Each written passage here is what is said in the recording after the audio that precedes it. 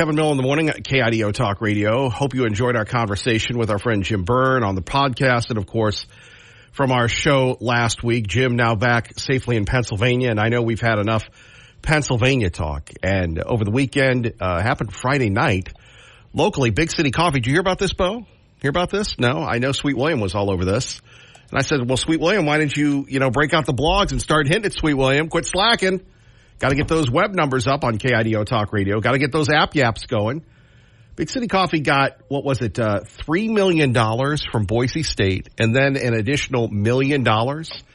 And props to all those media outlets throughout the Treasure Valley that did break that story on a Friday night because, again, we're a sleepy, small little town where, things go from point A to point B, and we like it that way. That's why people move to Idaho. I learned early on you can't criticize our beloved home because we don't have the hassles of all the big city garbage. And so props to the people that broke that story. I think it was like 7, 8 o'clock at night, something like that.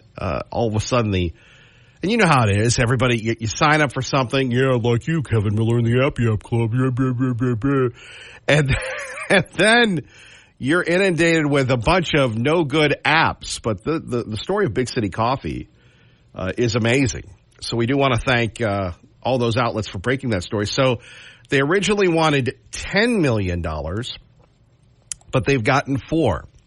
And I don't know if that includes legal fees or not. Legal fees probably have to be up there. And Boise State University, I would hope they would do the right thing and settle. Not take this, not appeal it, not keep going, not do the usual, what people do in the Gilded Age of litigation, which is continue to sue, continue to go up to the appeals court to try to bleed out the plaintiff in this case. So like I said, it's a victory for a lot of people, and it's a challenge because there are so many times that we want to be part of the community. We want to be for things. And it's not easy to be a conservative. To be a conservative is like being the whistleblower at work. To be a conservative is of a higher calling. You could be a liberal because being a liberal is easy. Being a liberal is, I don't really care if there's alleged topless people coming out of the Albertsons supermarket for Pride Week. I don't care, as was reported on social media, and if it's on Facebook, it must be true. I don't care if people are, running the streets, doing all sorts of nefarious things. I don't care if a small business is run out of the state's largest institution because it's all about building a brand in college football and everything else. But being a conservative, and by the way, thank you for being a conservative. Thank you for caring. Because it would be much easier just to sit back and, like I said, do our own thing and allow the liberals to run wild and free. And it would be very easy to not give a rip about Big City Coffee. So we'll talk a little bit about that. We will be the only ones that talk about it. Sure, others will report on it. However, it is important to stand for principle until, our time here is gone. And, as I've said before, that the world that we live in, I am getting very, very more fearful for not just here locally, but for the power of the format itself. And there was an incident over the weekend where we had J.D. Vance going toe-to-toe with CNN's Dana Lash. And I will tell you, it was the most, for lack of a better term, the most epiphanic thing I've ever seen, where we have a reporter trying to blame J.D. Vance and Donald Trump for bomb threats and saying that if you ever say anything about these things, that you, in fact, are a racist. And J.D. Vance pushed back on this. We will share that with you coming up. But we lead with the top story at 580-5436-580-KID. We always love to hear from you. Is this story concerning another assassination attempt against President Trump? And we come to a point where we're just sitting and saying to ourselves, are we getting used to this? Did we break into the NFL games yesterday? No, of course not. Of course we didn't break into the NFL games. This is just becoming happenstance. And as our friend Mark Levin said last night on Fox, who's running the joint? Who's running the joint? Is it Whoa Joe? Whoa. Is it the vice president, Kamala? Cacula? Whatever you want to call her? Is she running the place? Is it the attorney general? Now, maybe you've heard the story here. Apparently, you have the president playing golf at his golf course.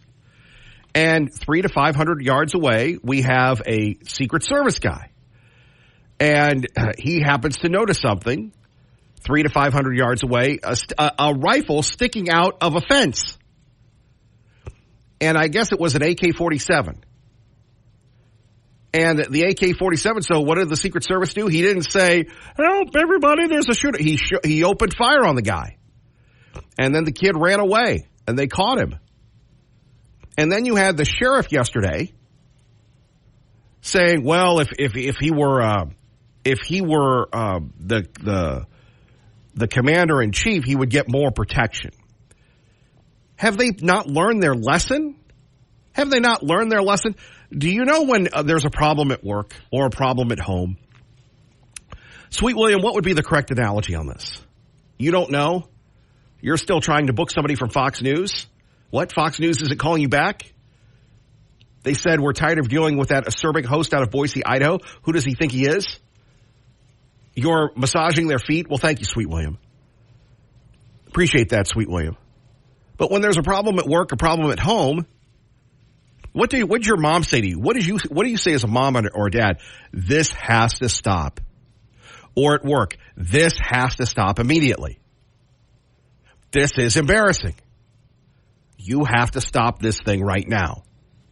You have to take, what do they call that? Corrective action. And when you take corrective action, what happens? It gets corrected. So instead of correcting the action, instead of saying, I'm going to make sure, because if I were Joe Biden, this is what I'd be doing. I don't want to hear of Donald Trump stubbing his toe until the election is over. I don't want any problems. Or let me give you a better analogy. Maybe you're a football fan. Oh, no, Kevin Miller, please. I hate it when you talk about your life. You're an incredibly boring person, and I really hate it when you do sports. You're not a sports guy. Duly noted. The following analogy is for entertainment purposes only, but can serve a purpose. So let's say you're the San Francisco's 49er quarterback, Brock Purdy. Now, Brock Purdy, he needs his offensive line to perform because he's not the biggest guy around. He's incredibly accurate, incredibly gifted. And when his offensive line is working, he works. All of a sudden, his offensive line doesn't work. He gets sacked. And they don't fix the problem. They don't win any games. The 49ers are committed to winning. They're going to fix the problem. Let's go to Bryce Young, a talented, gifted quarterback that plays for a place called Charlotte, North Carolina, the Charlotte Panthers. They're one of the worst teams in the National Football League for the past couple of years. Bryce Young has a horrible offensive line. They know they need to fix the offensive line. They know they need to fix the receivers. And what do? They set him up to fail. In my opinion, the Biden administration is setting the president up to fail. Why? Because they haven't fixed the offensive line. Ryan Wesley Ruth is originally from North Carolina and moved to Hawaii in 2017. He has prior arrests for drug possession, driving without a license, expired inspection, and operating a vehicle without insurance. And back in 2002, he barricaded himself in his roofing company's office during a 3-hour standoff with police following a traffic stop. According to the Secret Service, they saw an AK-47 rifle yesterday pointing out through a chain-link fence at Trump's International Golf Course. The sheriffs also uncovered a GoPro camera and a backpack. Ruth fled the area in his car, which was quickly spotted on I-95 after a witness saw and took a photo of his vehicle and license plate. Brooke Singman, Fox News. Brooke, thank you. Kevin Miller, KIDO Talk Radio. Here's what Senator Lindsey Graham had to say. Secret Service needs to go back to Treasury. They were one of the biggest elements of the Department of Treasury and Homeland Security. They're a small group and a large agency. We need more resources. We need to clean house in terms of leadership. He's right about that. He is exactly right about that. We need to get the Secret Service back to Treasury, number one. And number two, why aren't we fixing the problem? Like I said, if you have an issue at work, if your copier does not work at work, you get the copier fixed. If the car doesn't work at work, you get the car fixed, the copier fixed, everything fixed. You're telling me that the president, the former president, the guy who is leading in some presidential polls is not the most important person alive right now? Are you kidding me? 580-5436, 580-KIDO. Don't forget Clay Buck today at 10. Kevin Miller, KIDO Talk Radio. President Trump. The amazing thing about President Trump, he was, he just in good spirits, and he's not going to be deterred. Lindsey Graham on KIDO Talk Radio. Paulie in Nampa. Paulie, good morning. Good morning. Hope you had a good weekend with you and your wife. I was a photographer at a kids festival, so it was there you go. It was very nice. Yeah, that sounds like you had fun. Well, when you look like I look and you're running around with a bunch of little kids, you got to make sure that, you get proper authorities and you have proper identification. You know what I mean? Right. It's always good to be careful these days. You also got to make sure you don't step on them, too, if they're really little. I'm with you. Yeah. Well, good. I'm glad you had a fun time. I hate to say I told you so, but I told you so about Trump. And once again, they're not over. They're not over with it yet. They won't be satisfied until they put him in the grave. That's how sick these people are. If there's somebody that needs to be put down, it would be them. But that's not going to happen. So let's just hope and pray that Trump's going to live long another day. And, I've said this on other radio stations, on different shows, different people, and they seem to think I was making a joke about, you need to make bulletproof glass around the golf cart completely. So there is a safe haven in case somebody does start shooting, whether it be wildly or with a spotting scope or whatever it takes. He needs to be able to have a safe haven to jump into that cart and know he's not going to get hit because that glass is going to save his life. And I'm in 100% in favor of it. And I don't care what kind of prototypes they need. They need to get him there when he's going to play golf. And you can't keep that man off the golf course. If there's one place that he would like to go, it would probably be that, but I don't want to see him go that way. That's just not right. And I'm sure there's plenty of people that know what I'm talking about as far as making the glass all the way around. And, you don't have to make it four-wheel drive and all that other stuff unless you really want to so that they can get him out of there if he gets into a pinch. And,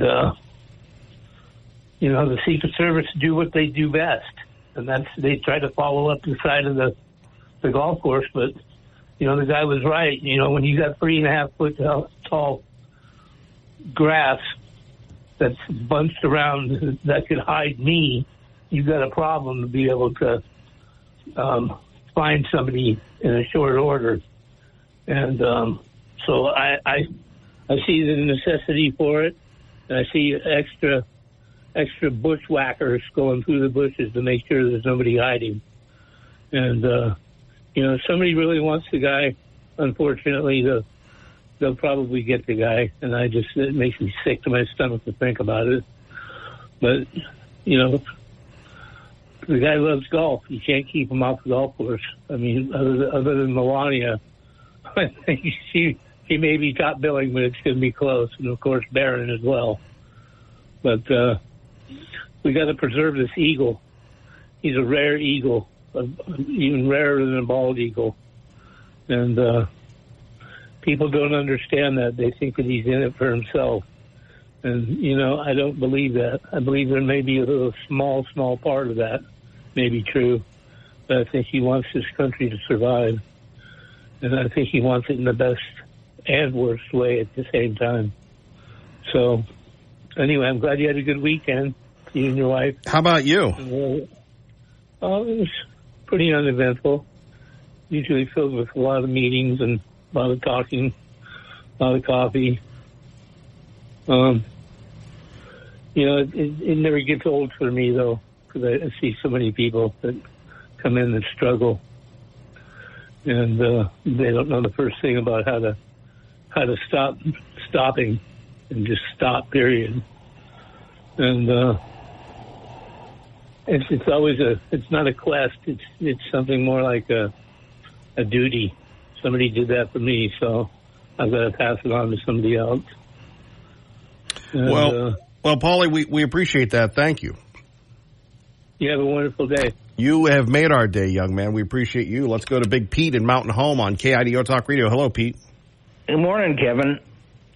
I am getting to the point where I believe that the Biden-Harris administration is trying to kill Donald Trump. They're out there yapping about, there's no place for violence in our society. And yet you listen to their rhetoric about Donald Trump. He's a dictator. He's Hitler. He's going to destroy democracy. The level of hate that they spew toward that man.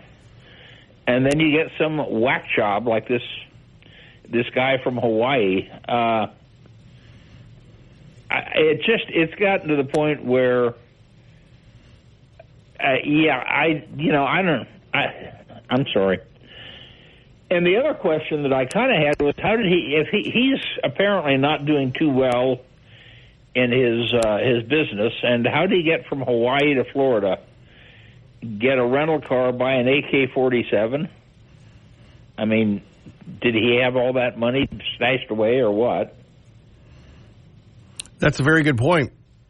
It's a very good point. And I have to say my compliments to the Secret Service guy that saw the gun and didn't go up and go, "Excuse me, sir, what are you doing?"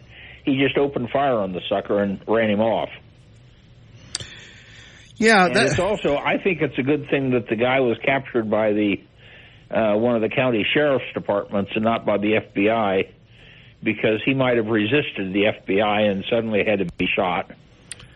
Yeah, but here's the thing, though. The guy, I mean, Pete, let's just go back to this. So he has an AK-47 and a scope. Now, I don't know how accurate an AK-47 is, and if you're one of these Iranian people, that are real life snipers, not these lunatics, they're casing us to see how we react to these things with these wild card losers.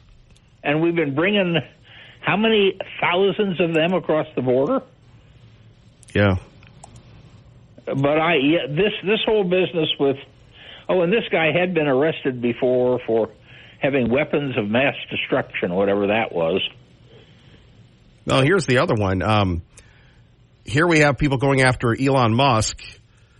Appalling and indefensible, Elon Musk incites rage online after claiming no one is trying to assassinate Biden and Kamala. Oh, boy. Oh, yeah, we got to go after Musk for that, yeah. And did you see the White House statement on this? They call it a security incident at the golf course. Well, and her response to this was shots fired. Yeah. Shots fired, really. Heard. Yeah. Yeah, but the level of absolute vicious hatred and vitriol that the Democrats and, of course, the media is part of the Democrat Party, but what they've been directing toward Donald Trump, and then they sit there and go, "Oh my goodness, this is shocking. We shouldn't allow this level of violence." They're promoting it. I'm sorry. Anyway, that was my rant for the morning. You're welcome to rant here anytime. Thank you, Pete. Thank you. 580-5436. Robin in for Dave on KIDO Talk Radio. Good morning, Robin. Good morning, Kevin. KIDO Talk Radio traffic from the Idaho Pizza Company studio. Heavier conditions at a Canyon County eastbound freeway. Starting to get a little more crowding, especially around the county line. Things get a little slow, and through the Meridian area, not bad, but busier. So far, no major issues to report. Your dream home may be just a HELOC away. With Horizons Momentum HELOC, your home today can be your dream of tomorrow. Visit hccu.org to learn how. OAC, Equal Opportunity Lender, NMLS 407890. That's your KIDO Talk Radio traffic. Until his trial, which is set for June. Koberger has pleaded not guilty to 4 counts of first-degree murder and burglary in the stabbing deaths of the 4 students at a house on the edge of the University of Idaho campus in November 2022. He had been held in jail in the county where the murders took place before last week's state Supreme Court ruling that ordered a change of venue for the trial, as well as his transfer to the state's capital more than 300 miles away. Investigators have not confirmed a motive for the murders, and a gag order has prevented many from talking about it. Tanya J. Powers, Fox News. There we have it. Koberger moves to Boise. More on that in a minute. Let's get to Glenn in Napa with Kevin Miller. Good morning, Glenn. Good morning, Kevin. When are they going to take protecting Trump seriously? This is just ridiculous. You would think that they learned something the first time. At least they caught this guy at a farther distance away from where Trump was. But just unreal. And trying to look at the pictures and figure out what weapon he used. Where did they get these pictures from? Don't people have camera phones that are 4K? Yet it looks like it's something that you downloaded off dial-up. Just horrible. But honestly, looking at the picture, it looks more like an SKS than an AK-47, just because it looks like there's no pistol grip on it. And either way, it doesn't really matter. The SKS might have the advantage because it has a longer barrel by a couple inches.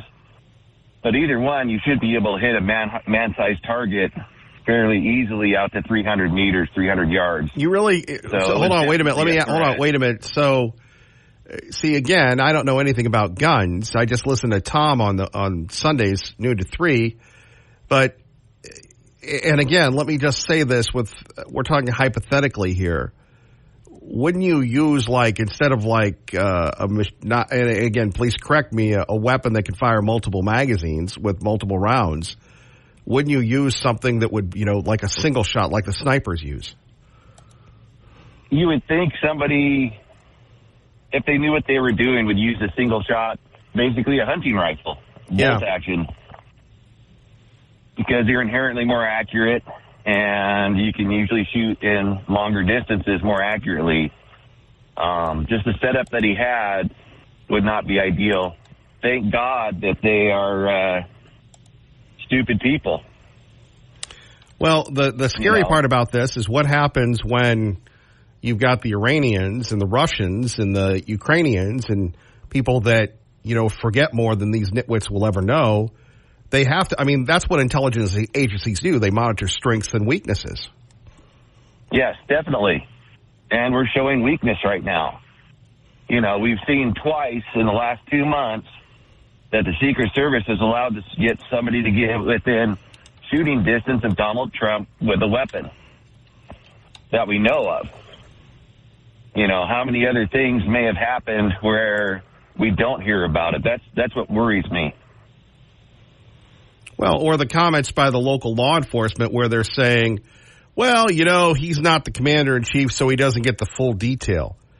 Now, Glenn, when there's a problem at work, you fix the problem and you overcompensate for the problem, except when it comes to protecting Donald Trump's life.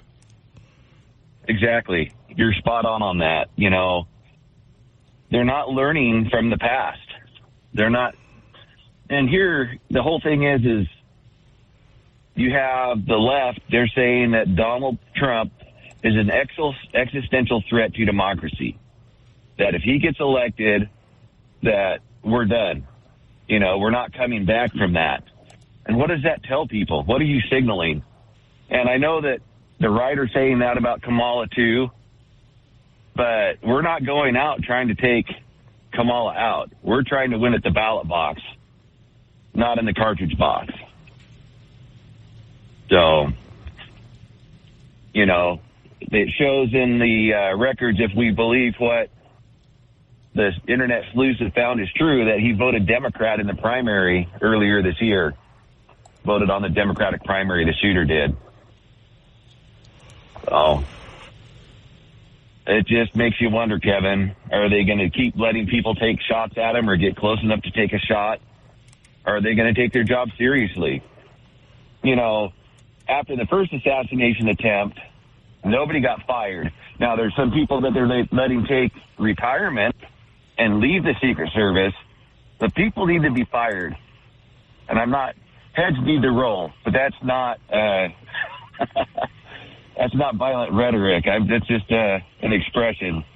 You know, people need to be sanctioned and need to pay for their ineptitude.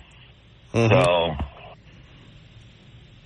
until they start making some serious consequences for people not doing their jobs, they're just going to keep not doing their jobs.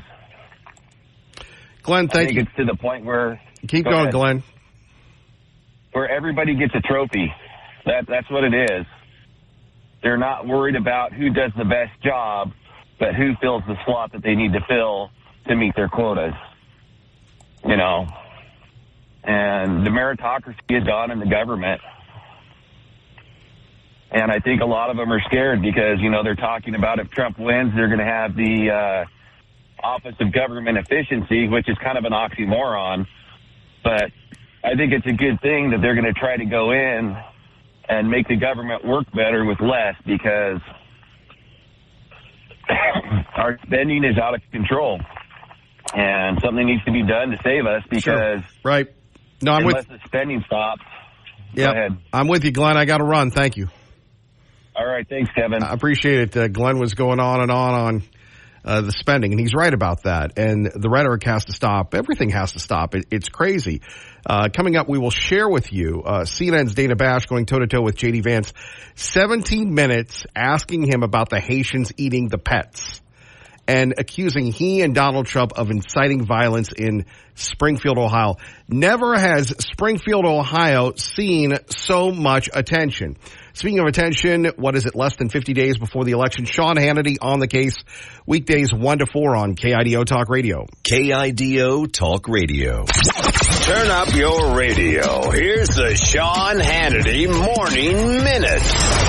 There are two supporters masquerading as journalists at Disney ABC. They said, for example, the crime was down. Well, we have new numbers from the DOJ because she said this during the debate. And now the Department of Justice comes out with their numbers. Violent crime is up 37% under the Harris-Biden administration. Under the Harris-Biden administration, rape is up 42%, robbery up 63%, assault up 34%, stranger violence up 61%, violent crime with a weapon up 63%, motor vehicle theft is up 42%. But really the biggest lies that we're now facing in these, final days in this campaign are about herself and who she is and everything she has ever stood for. Check out the Sean Hannity radio show later today, right here. This is getting out of control. Our government is sinking $1 trillion in debt every 100 days. That's right, $1 trillion every 100 days. Do you want to bail the government out of debt? I didn't think so. I know I sure don't. This is Linda, and when I worry about the national debt, I turn to safe haven assets like gold and silver. And that's why we partnered with the highest rated gold company, Goldco. They have earned over 5,000 five-star reviews from tens of thousands of happy customers who diversified their savings with gold and silver. Today, Goldco is offering you up to 8 years in free IRA fees plus 8% instant match in bonus silver with a qualified account. Call 855-815-GOLD for free IRA fees, bonus silver, free gold, and silver info kit. What are you waiting for? Safeguard your money with physical gold and silver before it's too late. That's what I did. Call 855-815-GOLD, 855-815-GOLD. That's 855-815-GOLD. Thank you very much, Linda. Kevin Miller in the morning at KIDO Talk Radio. Our top story, the attempted assassination of President Trump again. Phone numbers here, 580-5436, 580-KIDO. Ruth registered as an unaffiliated voter in North Carolina in 2012, but he most recently voted in the state's Democratic primary earlier this year. He made several small donations to Act Blue, a political action committee that handles Democratic donations. He was active on social media before X suspended his account on Sunday, and he had reportedly made statements that indicated he supported former President Trump in 2016 before withdrawing his support in 2020. Back in April, he had a post on X saying democracy is on the ballot and we cannot lose, a phrase often repeated by President Biden and Vice President Kamala Harris. There we have it. Our own Melina Rivera reporting. Kevin Miller in the morning at KIDO Talk Radio. And as we said before, when will it stop? That is the big national story. Locally, a couple of them. Kohlberger has been moved to Ada County, just down the road from us. In fact, if you're going in on the connector, I don't know if you want to honk for good old Kohlberger, but he will be here until his trial. Now, we have those stories for you on our website, but, you know, in reality, it's a no-brainer. And let me say this, a kindler, gentler Kevin Miller or K. Millie. By the way, to the nitwit that sent me an email calling me a transgender or because I use my nickname K. Millie, it's not K like you spell it. Dope. It's K, the letter. And it was given to me kind of like a rap term. Some people just take everything so seriously. I've never had anybody accuse me of being a transgendered talk show host. I've never had anybody, spell that thing Kaye. But no, it is not. I am not transitioning. My goodness gracious. It is K-M-I-L-L-Y or I-E, whichever you prefer. It was given to me by the departed talk show host Fred Hansberger in Pittsburgh. I hated that name. But for some reason, people in Idaho love it, and it kind of humanizes me in the program. So Ralph or Rob or whatever your name is that sent me that wonderful email, now you know I'm not transitioning. However, back to Kohlberger, with all due respect to the people in Latah County, to the people in Moscow, we're sorry that you couldn't get the trial. And the state of Idaho is a lot of things. But the state of Idaho isn't big, and our area is vilified by a lot of outsiders. Our area is vilified, sometimes rightfully so, because we do have liberals, or as we like to call them, the libs, whichever you prefer. But Ada County, Canyon County, really, you couldn't put him in Canyon County because the jail's overflowing. You don't need Kohlberger on the loose. So you bring him into Ada County. Sheriff Clifford and the crew will do a great job as they've done. And Kohlberger will be in isolation. He probably won't get out. He'll meet his attorneys. And then we will have the trial of the year coming up. And we will have the national media, and we'll have the local media, and then we'll have somebody trying to get Kohlberger on the air, an interview with the killer, the alleged killer. And you'll have the families here, and it will make what happened with Daybell 1, Daybell 2 seem quaint and antiquated. And quite frankly, you're going to have all the big stars of true crime here. And it really, unfortunately, belittles the process. And what we're going to see is you're going to see people describing what happened that night in Moscow, Idaho. You're going to hear the families and their emotionalism all brought back. And it will be here because we have the police, we have the infrastructure, we have the jury pool, we have the hotels. Quite frankly, as I said with Chad Daybell, as I said with Lori Daybell and Kohlberger, yes, people are innocent until proven guilty, but if you did it, why are you putting everybody through it?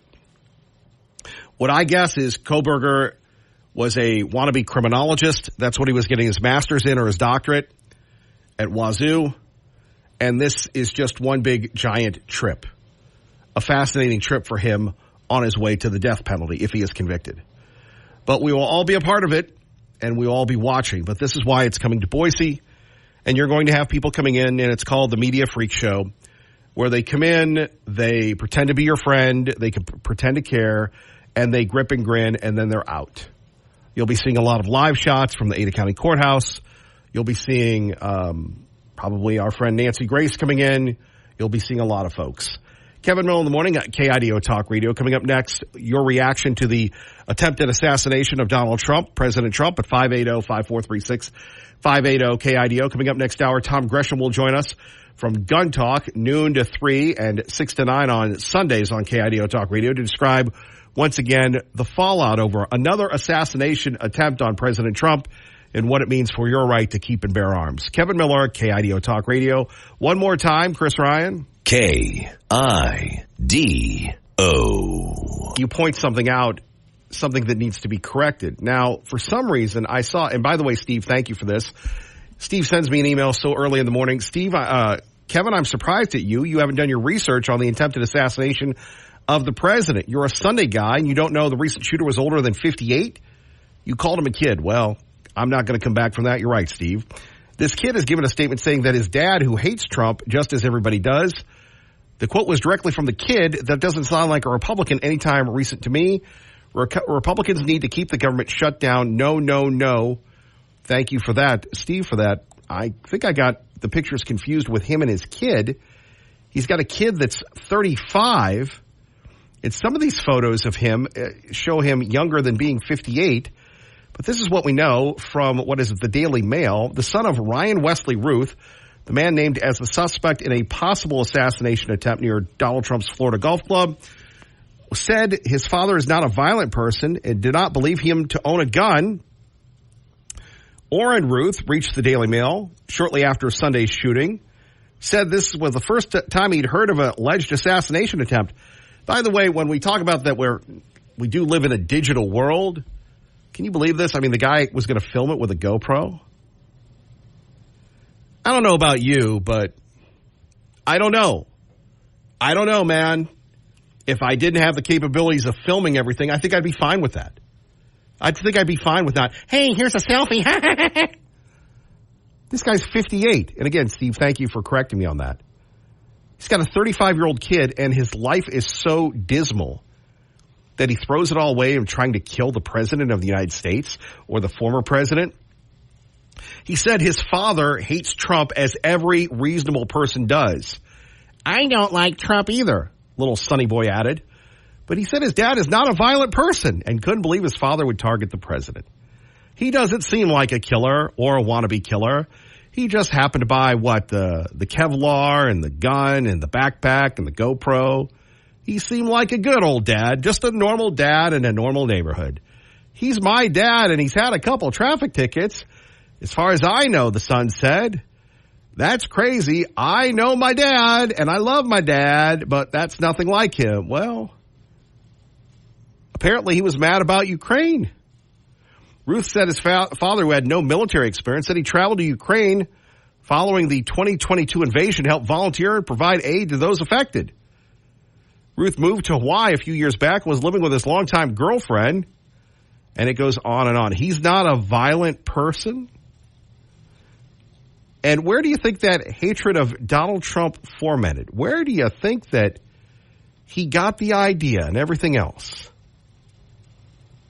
Later in a rambling text, Ruth appeared to justify his father's actions. I hate this game every 4 years, and I think we all do. And if my father wants to be a martyr to how broken and disassociated the process has become from real problems and practical solutions, that's his choice. Ouch. You know, like I said, there's a great Aerosmith song. There's something wrong in the world today. I don't know what it is. And coming up, we're going to talk to our friend Tom Gresham of Gun Talk. We're going to talk to Ryan Schmelz of Fox. We're going to check in with Lars Larson. But more importantly, we're going to hear from you at 580-5436, 580-KIDO. Also, I believe, early voting just around the corner in Idaho. And I had somebody that didn't accuse me of being a transgender. You know, in my day, they used to call them cross-dressers. You ever heard that term, cross-dressers? Or, yeah, today it's, you're transitioning. And again, okay, whatever. But I'm not transitioning, to the guy that sent me the email. And to the other guy, thank you for correcting me. 580-5436, 580-KIDO. But early voting about ready to start here in the state of Idaho. Somebody sent me an email or an app yap or something. And they said, hey, Kevin Miller, I'm already, just as you predicted, I'm already seeing the ads. I'm already seeing the ads about open primaries, open voting, open. How about a hug, everybody? Well, we're not going to give you a hug. We like the closed primaries. And I can remember back when the state legislature decided to do this, when the Republican Party decided to do this. The big question here is, and it's going to be really another fascinating look inside of politics. And for those of you outside the state, maybe you're listening to the podcast or you're listening to the stream or you're listening to YouTube. By the way, Bo, we are on YouTube. There's a big photo of me for every show. There is a big photo of the big bad booty daddy, Kevin Miller. And we had 4 people view the show the other day on YouTube. We're moving up the power rankings. So I do thank the Godless Corporation for another avenue of distribution. However, it's going to be fascinating within the Idaho Republican Party where you have the current chairwoman who has won and dominated. Now, all of a sudden, are you going to have people that don't like her leadership style, that don't like the direction of the party, that have not liked conservatives of any ilk for quite some time saying, we're going to join the liberals, we're going to join the libertarians, we're going to join the independents, and we're going to blow the whole thing up. That, again, another challenge to the leadership within the Republican Party, because quite frankly, you're going to go, Kevin, why are you saying it's the Republican Party? The Republican Party is the most dominant, and it has the most to lose. And whether it's in Alaska or Idaho or Iowa or Indiana or Vermont, ranked choice voting is not the way to go. Why are we, what's next? Blowing up the Electoral College? I don't understand, if you're an establishment, business-friendly Republican, why you would go along with it. And we'll get into that as early voting just begins here in Idaho. You're listening to Kevin Miller, KIDO Talk Radio. 436-580-KIDO. Don't forget the free KIDO Talk Radio app. Or like we like to say, listen to us the way you should on 107.5 FM and 580 AM. Ryan Schmelz, Ravishing Ryan, joins us from Fox News Radio on KIDO Talk Radio. Good morning. I like the nickname. Thanks, Kevin. How are you? Not bad. Always a pleasure to be back at it, right, little buddy? Yep, exactly. Mondays are so awesome, and everyone's so excited whenever it's Monday, aren't we? Yes, and I can tell the effort, the enthusiasm. You are ready to roll. Oh, you know it. Yeah, we're ready. Yeah, let's do it. Well, I mean, and the Ravens are 0-2, so of course I'm in a great mood and extremely excited to watch the rest of the NFL season and all that good stuff. Is Joe Burrow the best quarterback in the NFL? Donnie, that's a joke. Good one. Just saying. I mean, he seems to have the answer. Not the guy with 3 Super Bowls and 2 MVPs. Yes, it's totally not him. Well, he has everything. Let's do the old Joe Montana, John Elway thing. If you switched him around, how many more Super Bowls would 49ers have with Elway, and would the Broncos be ever successful with Montana? It's not like the Broncos were a trash organization. I mean, there's a lot that you could factor in there for sure. I mean, I don't know. Joe Burrow's got 2 elite wide receivers. His offensive line, it's okay. It's a really good defense. I mean, he's got one of the best defensive coordinators in Lou Adaromo. So, I mean, it's not like he's dealing with absolutely nothing. I mean, you could debate that maybe the Bengals hadn't been a top-notch organization, but, there's a lot of factors in there for sure. I don't know. I think I'd go with Burrow. He does more with the least. Well, you can live on that island by yourself, Kevin. It's all good. You sound like the people I work with, Ryan. I know.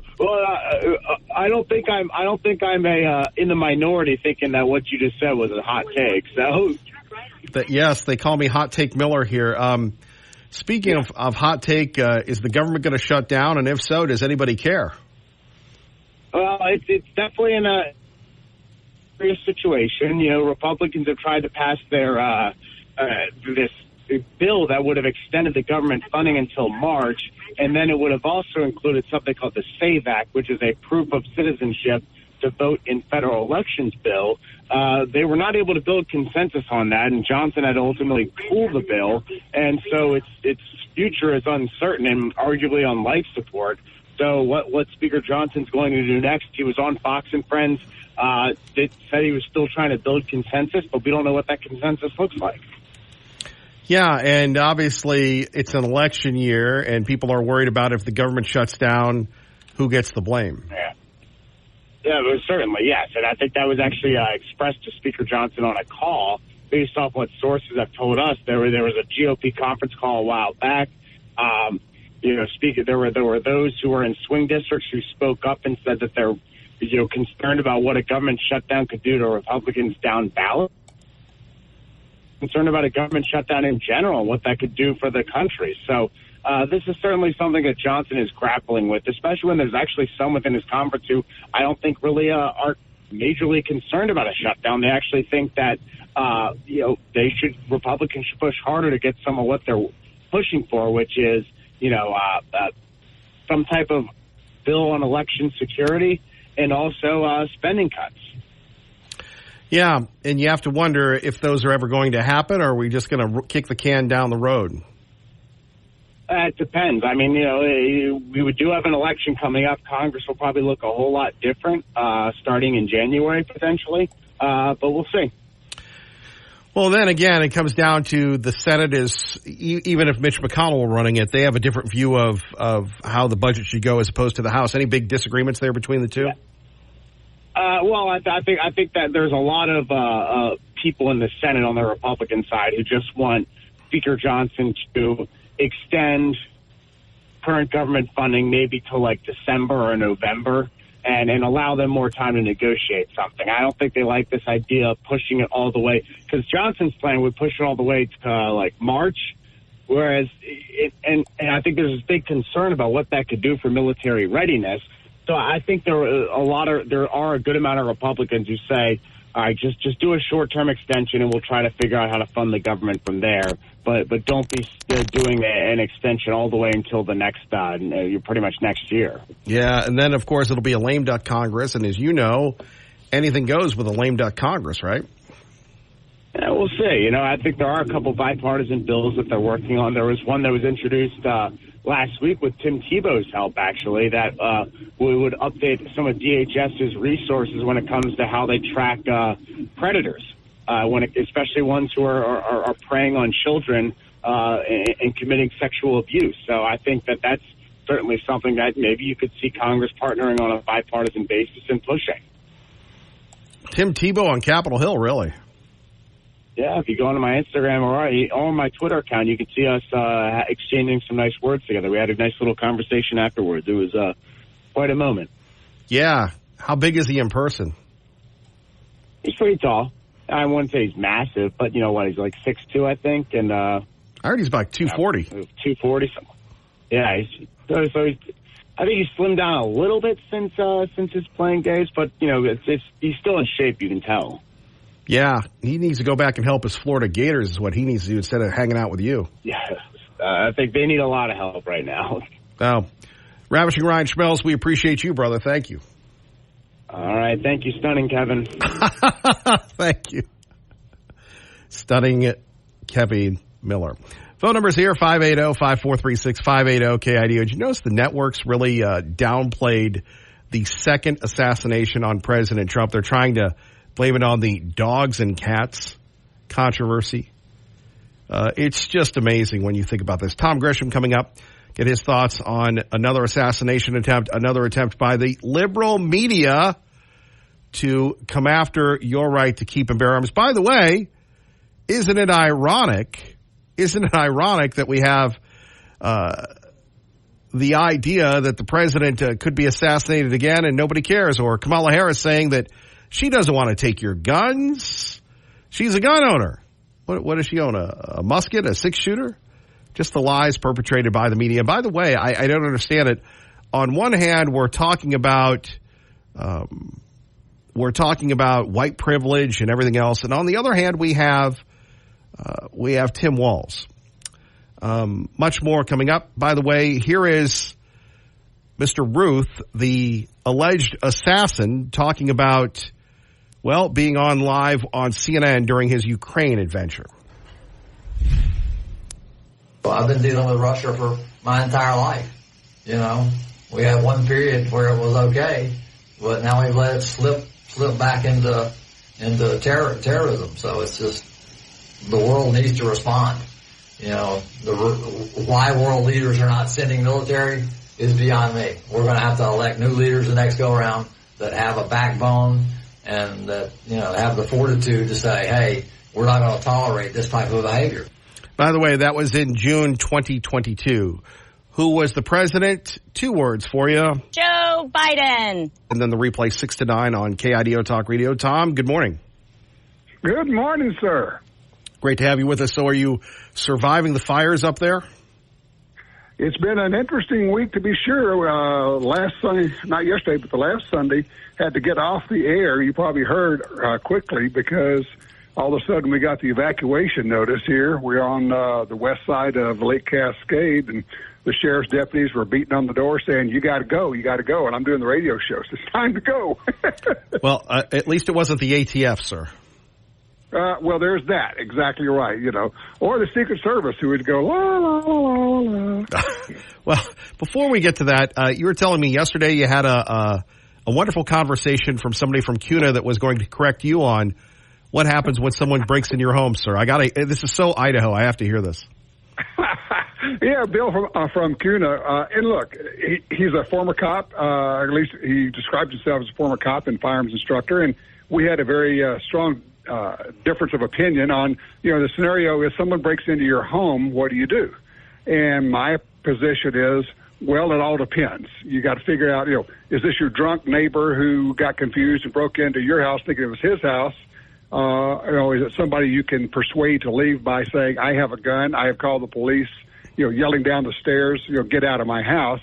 His position was just smoke them, just shoot them. Doesn't matter. Doesn't matter what the situation is. If they're in your house, kill them. And I kind of favor a more nuanced approach, maybe. Of course, and I told him, I said, look, here's the deal, Bill. You've had qualified immunity all your career. You have a department behind you to cover the legal cost.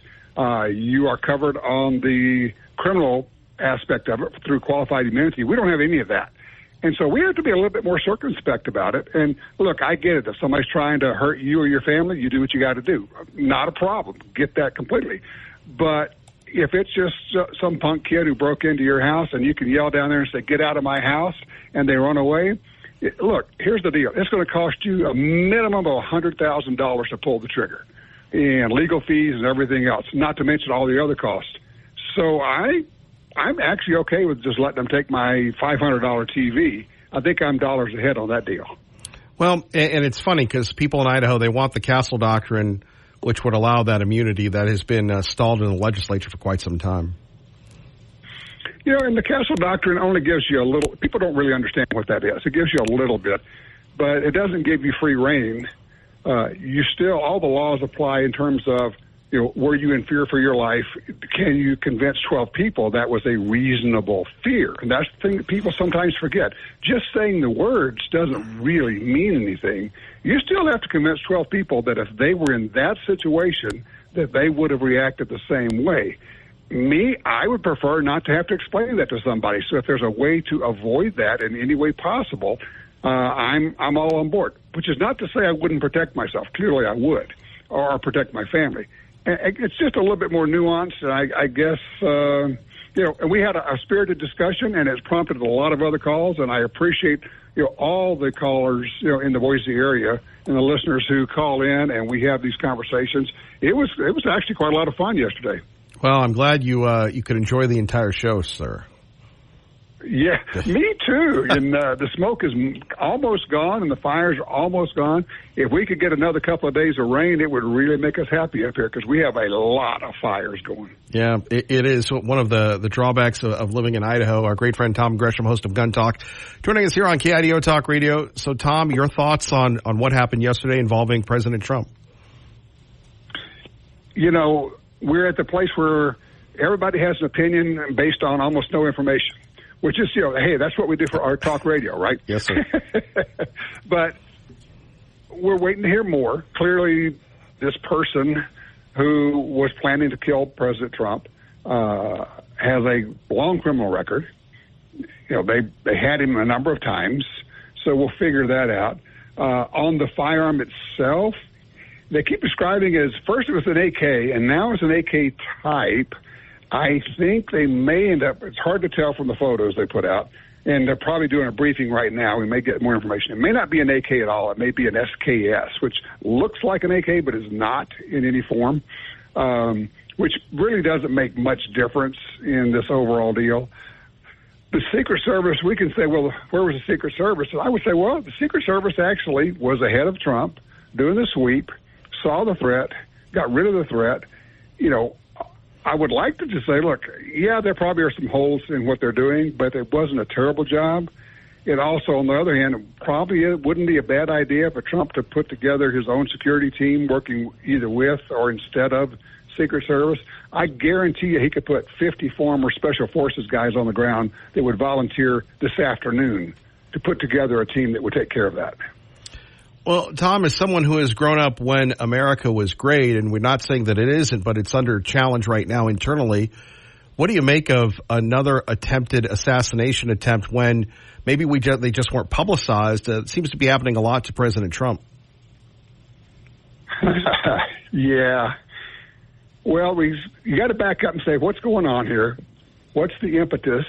And I know it sounds like a broken record, but all you have to do is look at the tens of thousands of times that the media and Democrat leaders have demonized Trump, called him a Nazi, called him a Hitler, called him the end of democracy as we know it, the end of the country, an existential threat. Just so we understand, existential threat means it is destructive in the ultimate. Basically, he would end this country. And if you say it enough times, you're going to find some people out there who are loony enough to go, well, I can help with that. I'll just go kill the sucker.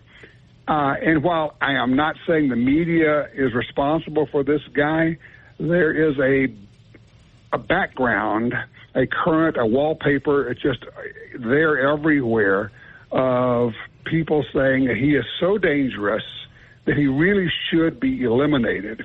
And now, we will see, of course, we heard before, well, we're going to turn down the temperature on this discussion, and that lasted about 12 seconds. We'll see what happens this time. I suspect nothing will change in the way the media does this and how they cover Trump and the hyperbole they throw out there and the demonization.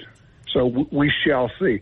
Kevin, there's something we want to talk about here, which is we can individually actually learn something from this, or how we individually go through our day, which is awareness, alertness, seeing if you see something that looks weird, act on it. Don't say, wow, that's probably nothing. That's probably okay. We call that normalcy bias. If you see something that looks weird, do something about it. Walk to the other side of the road. Get back in your car. Don't be staring at your phone while you're walking through the parking lot. Get your head up. And we had a Secret Service agent who was out ahead of Trump. This was not close to Trump. They said it's 300 to 500 yards. That is a long shot with that particular type of rifle. So he was not up there within really what you would call the field of fire. So somebody was out alert and looking, and we could all pick up a little bit from that and apply that to our personal lives. Tom Gresham joining us from Gun Talk, Kevin Miller, KIDO Talk Radio. So, Tom, getting back to this, though, then you had the comments by local law enforcement yesterday saying, well, he's not the sitting president, so he still doesn't get the full detail. Now, I know in the Tom Gresham media empire, if there's an issue, Tom Gresham and the media empire get it fixed. And I'm thinking, because of the increased demand on the former president, why in the world does Biden, Merrick Garland, the vice president go, I don't want anything. I don't want, if a fly gets close to him, I want it swatted. Why are they not upping the detail and just saying we need to eliminate any problems involving Mr. Trump? It's not the problem they want to eliminate. I think it may be Mr. Trump.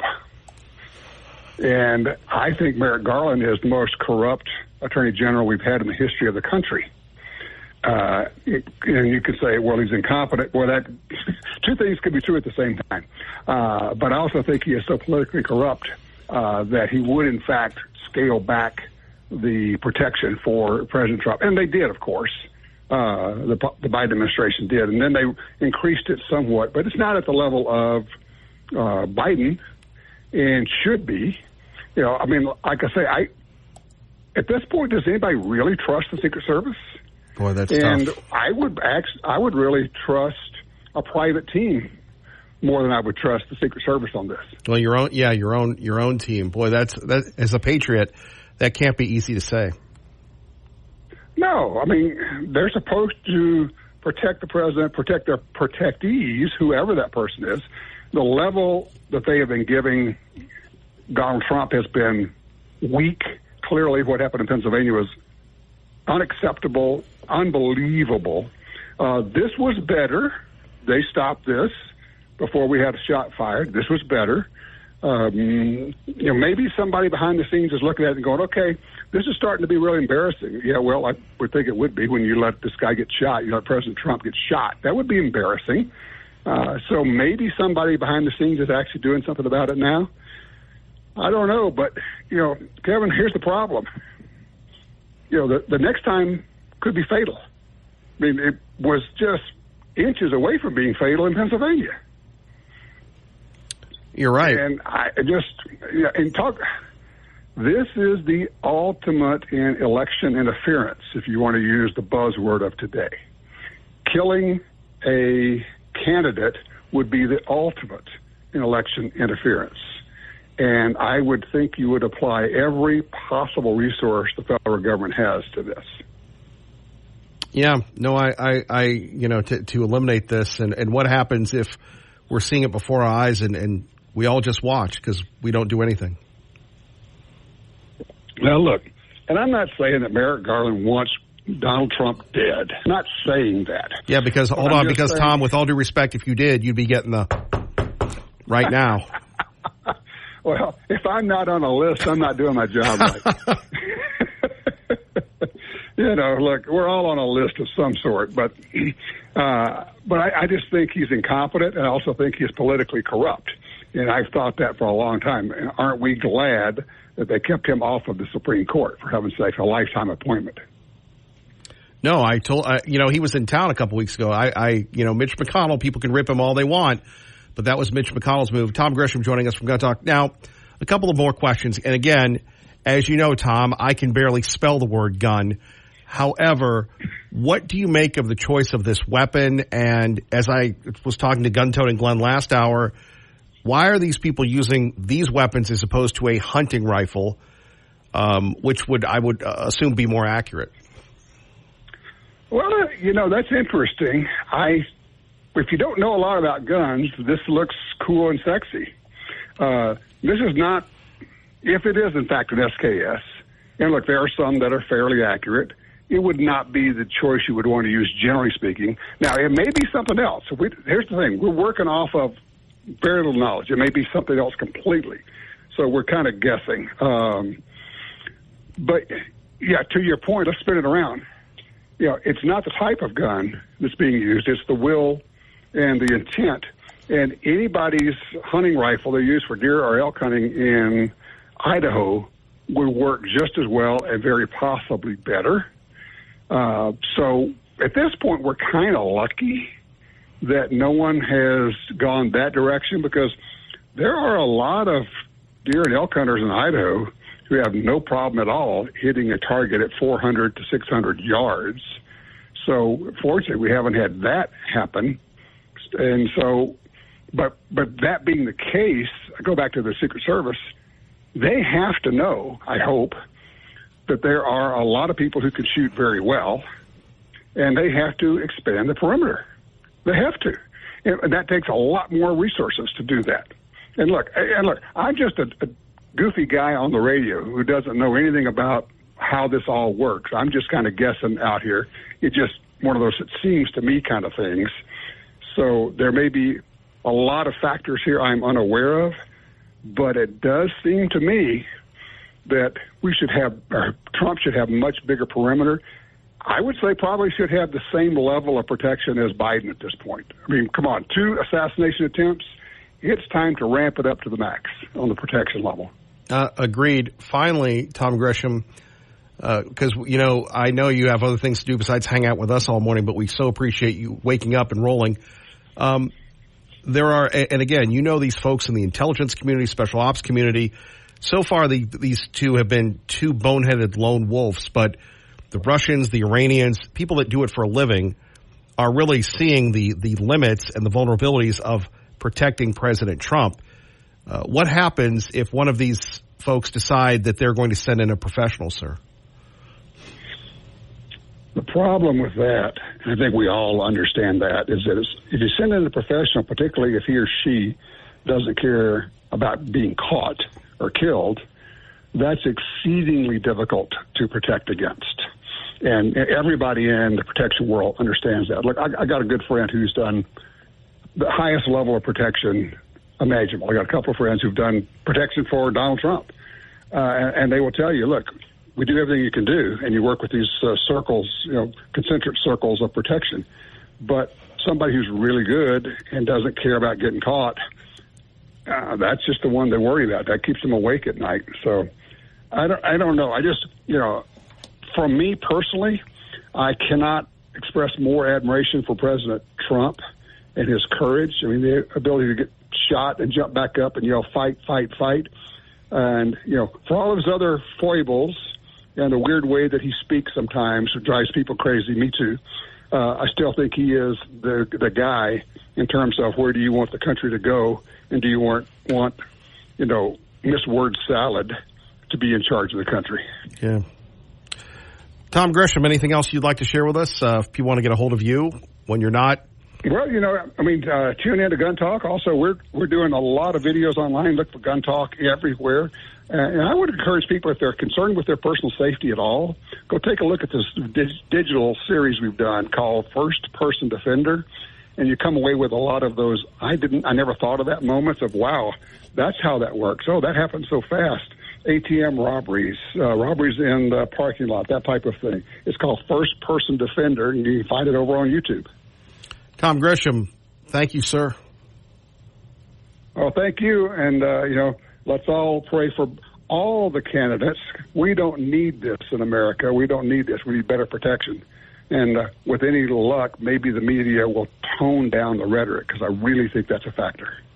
And maybe, something, we're going to just get you out on that one. I don't want to start another. Kev, it's okay. We can talk about this as long as you want to. And by the way, yes, thanks, sir. Bill and Cuna. I appreciate the call. It was fun. Tom, thank you. You have a great day, sir. You too. Our great friend Tom Gresham joining us. Kevin Mill in the morning, KIDO Talk Radio. Remember, Gun Talk live Sundays noon to 3 on KIDO Talk Radio. Good morning, Robin. Good morning, Kevin. KIDO Talk Radio traffic from the Idaho Pizza Company studio. Busy out of Canyon County from after the Karcher interchange through the Nampa area all the way to Boise. Really, it's heavy in spots, especially around those exits in Nampa and Meridian. Dealing with backed up drains can be costly. Perfect Plumbing, Heating, and Air will clear your drain for just $29. Serving Treasure Valley homeowners since 1984. Call or schedule at callperfectnow.com. That's your KIDO Talk Radio traffic. And, you went to the Yale School of Drama, Henry. Come on, you can do it.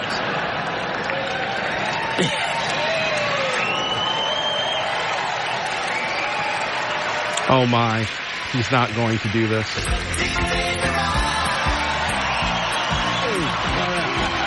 Nice to see you. Okay, that was at the Emmy Awards, and I don't even know what the Emmy Awards are anymore. Hosted by, I can't even say the name because it's a swear word. They were honoring Happy Days. I know you don't know who Happy Days was, but it was in 1974, 50 years ago, when there was a guy named Henry Winkler, now 78, and Ron Howard, the famous producer who was Opie on the Andy Griffith Show. Do you know Opie? No, you're like, dude, what are you talking about? This is like the 1800s. Thank you, Bo. Anyway, you're listening to Kevin Miller on KIDO Talk Radio. So, last night at the Emmy Awards, And Mark, the watchdog of Eagle, you're going, gosh, I'm sick of this guy. Can't he get to the post-millennial report? Hang on, Mark. We're going to get to you in a minute. I love you, Mark. But you look at television today. I don't watch television. I watched the YouTube. Yes, right. But this was a story about a local family living in Milwaukee, and there was a guy with a leather jacket, probably would not work in the Me Too movement, would just go, whoa, and hey. Whoa. No! Not that guy, Sweet William. But his name was the Fonz, and the Fonz wore a leather jacket, white shirt, and he was the coolest guy ever. And he had these nerds that loved him, and it was just such a wonderful story. And last night they honored Henry Winkler and Ron Howard. By the way, there's a story on our website about Henry Winkler.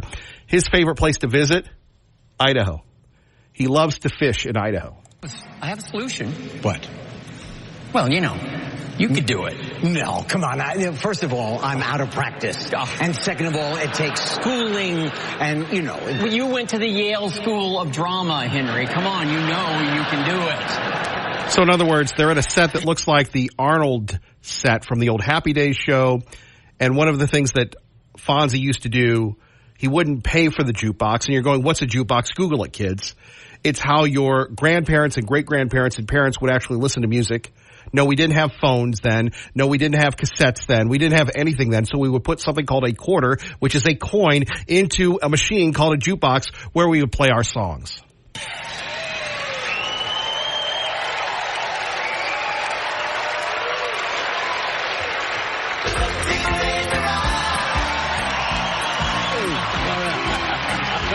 And you heard a little A, and there's Carol Burnett, God bless her, still around. And some young lady that probably doesn't even know what Happy Days was. All right, once again, good morning. Kevin Miller in the morning at KIDO Talk Radio. Phone numbers 580-5436, 580-KIDO. Let's go back to the phones. And Mark, a spirited watchdog and eagle on this Monday with Kevin Miller. Good morning, sir. Good morning, sir. Well, a few things. First off, much to my dismay, I learned that good old Ronnie Howard a la Opie. I used to like watching that show when I was young, even watching it on MeTV, not too long ago until I get tired of watching the reruns over and over. He went to the dark side also. He's a Kamala supporter. They're all liberals. Yep, Mark, they're all liberals. But remember, when you were growing up, what was it, Tuesday night? Watching Happy Days, was it? And again, it was such a great show. It was, and to me, it's better times than what we have right now. There's always turmoil going on in our damn world, but it wasn't as bad as the turmoil we're seeing now going on. I mean, we are close to being on the brink, as has been said before, to maybe getting to World War III here.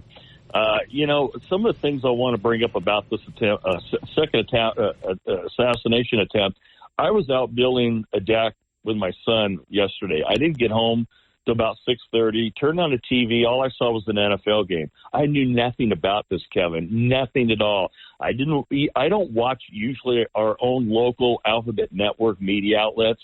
If I want to watch the weather, I'll get it off the line or something. So go to bed, wake up about 11-something at night, wondering what's going on. And the only thing that kept going through my head was how close we are to totally losing our country to the socialist left, the Marxists. And I went downstairs, got some juice. I looked on my MacBook here, and sure enough, there's the deal about the assassination attempt. I thought, oh my God, something told me. The little voice in my head was telling me something was wrong. And there it is again. And I'm looking at some of these stories. Did you know this guy, this would-be assassin, had already 100? I guess he's a builder, or not a builder, but a framer, contractor. He works in the building trade, and he's had over 100 run-ins with the law, including one for possessing a weapon of mass destruction back in 2002. I sent that to you from the Gateway Pundit.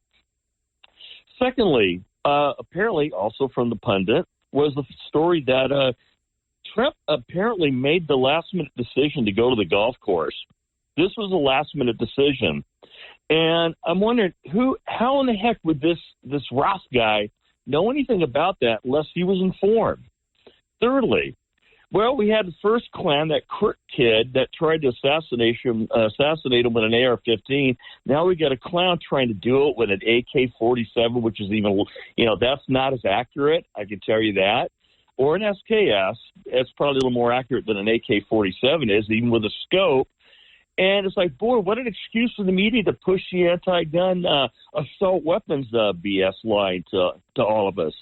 Fourthly, the vile rhetoric that I read on Breitbart, and I sent you it early in the morning hours. It was about 11:30. I probably sent it to you, and last night, and I couldn't believe some of the rhetoric coming out, like Hakeem Jeffries with his anti-MAGA rhetoric, and then you have, let's see, Alexander Vindman, the retired U.S. Army deep state, lieutenant colonel. His wife apparently came out and said no ears were harmed. This is Vindman's wife. We already know this guy's a deep state clown, but did you know I sent you this also? Look at this guy's background. I Googled Alexander Vindman. Well, guess what I found out? This clown was born in the Ukraine. He's 49 years old, born in the Ukraine. Okay, and he's working for a think tank institute right now for informed American leadership. Now, between the vile media, clowns like this with his wife saying what she said about no ears were harmed, the alphabet networks from ABC, NBC, CBS, Breitbart had a whole load of the responses from your alphabet network and or networks out there, and it's just vile. You want people out there want to put these type of socialist Marxist clowns in power? I'm telling you, Kevin, you and I can argue this till the cows come home. No, there are a lot of stupid people out there, but I'm going to tell you that your deep state is making you think there is half the people in the country are divided. Michael Savage, well-respected national radio talk show host, said most of the people in America are middle-of-the-roaders. They're not extreme left. They're not extreme right. So we're being led to believe that 50% or more of the country want a Marxist dictatorship in our country. No way, Jose. Sorry. That is not what is the actual truth is. So, but the vile rhetoric from the media trying to twist it and making the victim look like he's the one that's the problem, meaning Trump and Vance, they're sick. These people are deranged lunatics. I don't know what has happened in the past 2 or 3 elections, but we've got some really sick people out there who are running our media out there. Well, not only running the media, but running everything. Mark, thank you for the call, and I understand what Mark's talking about, and yes, we are up against it. Yes, we are. I was talking to somebody over the weekend. It was a buddy of mine, Matt, and we were talking about just what you said, Mark, but when you have people that they don't want to do anything. They don't understand sacrifice. They think that the pandemic, was the defining moment of their lives. And sitting at home watching Netflix or playing video games was going through something that was a challenge, tough. Go enjoy your beer and ride your ATV and watch sports. We'll run the country. Yeah, that's what everybody wants. Nobody really wants to do anything. Nobody wants to serve in the military. And I'm not trying to be negative, but when we've had the Biden administration and whoa, that have attacked our very institutions, that have attacked men, that have attacked conservative men, that have attacked conservatives, that have attacked everybody, this is where we are. As I've said before, the chickens have come home to roost. America's chickens coming home. And coming up next, we'll expose the attack on speech perpetrated by the liberals. Next, Kevin Miller. This is the suspect in custody when he was in Ukraine advocating that we need to do something about the Russians. Well, I've been dealing with Russia for my entire life. We had one period where it was okay, but now we've let it slip back into terrorism. So it's just the world needs to respond.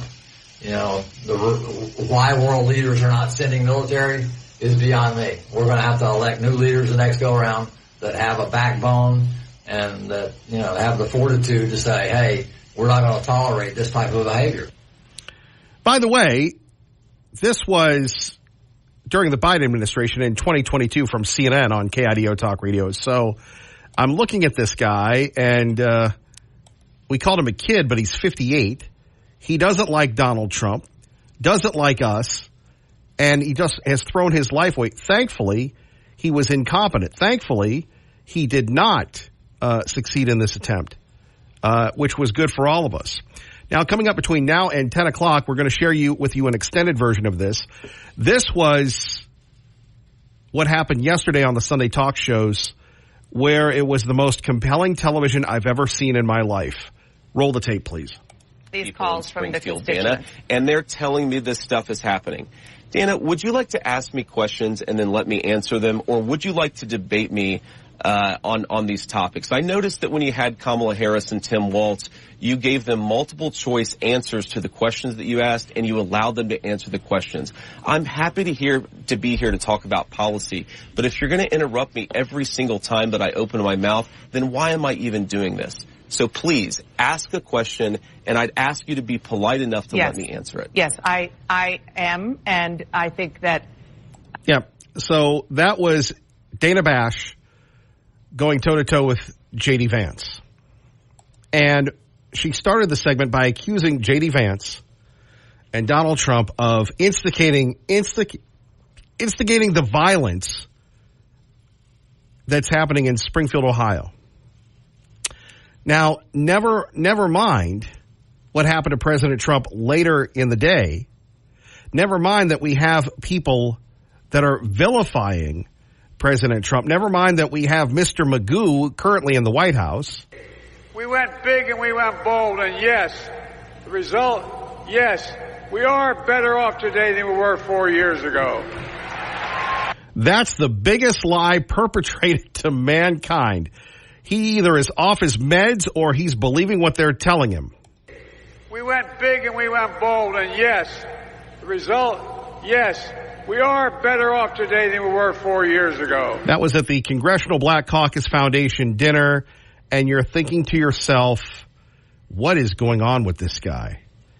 When has this guy actually ever been out of, I guess you would say just out of protective custody, out of the basement? And this is a guy that, no wonder the Democrats gave him the boot. No wonder people just said, he's got to go. But he actually thinks that we're better off now than we were 4 years ago. I think everybody, even the liberals, will tell you we're not. KIDO Talk Radio, let's get you to work safely and on time. Good morning, Robin. Good morning, Kevin. KIDO Talk Radio traffic from the Idaho Pizza Company studio. Definitely some heavy spots eastbound I-84 after the Karcher interchange all the way through the Eagle exit. Some is moving, but some of it is a little slow going, especially around those on-ramps, 10-mile Meridian. It's not too bad into downtown Boise. Call Beacon Plumbing for same-day and 24/7 emergency service at 208-207-5560 or visit beaconplumbing.com. Stop freaking. Call Beacon. That's your KIDO Talk Radio traffic. Thank you very much. We appreciate that, Robin, doing double duty today. We'll catch her this afternoon, in for Dave today.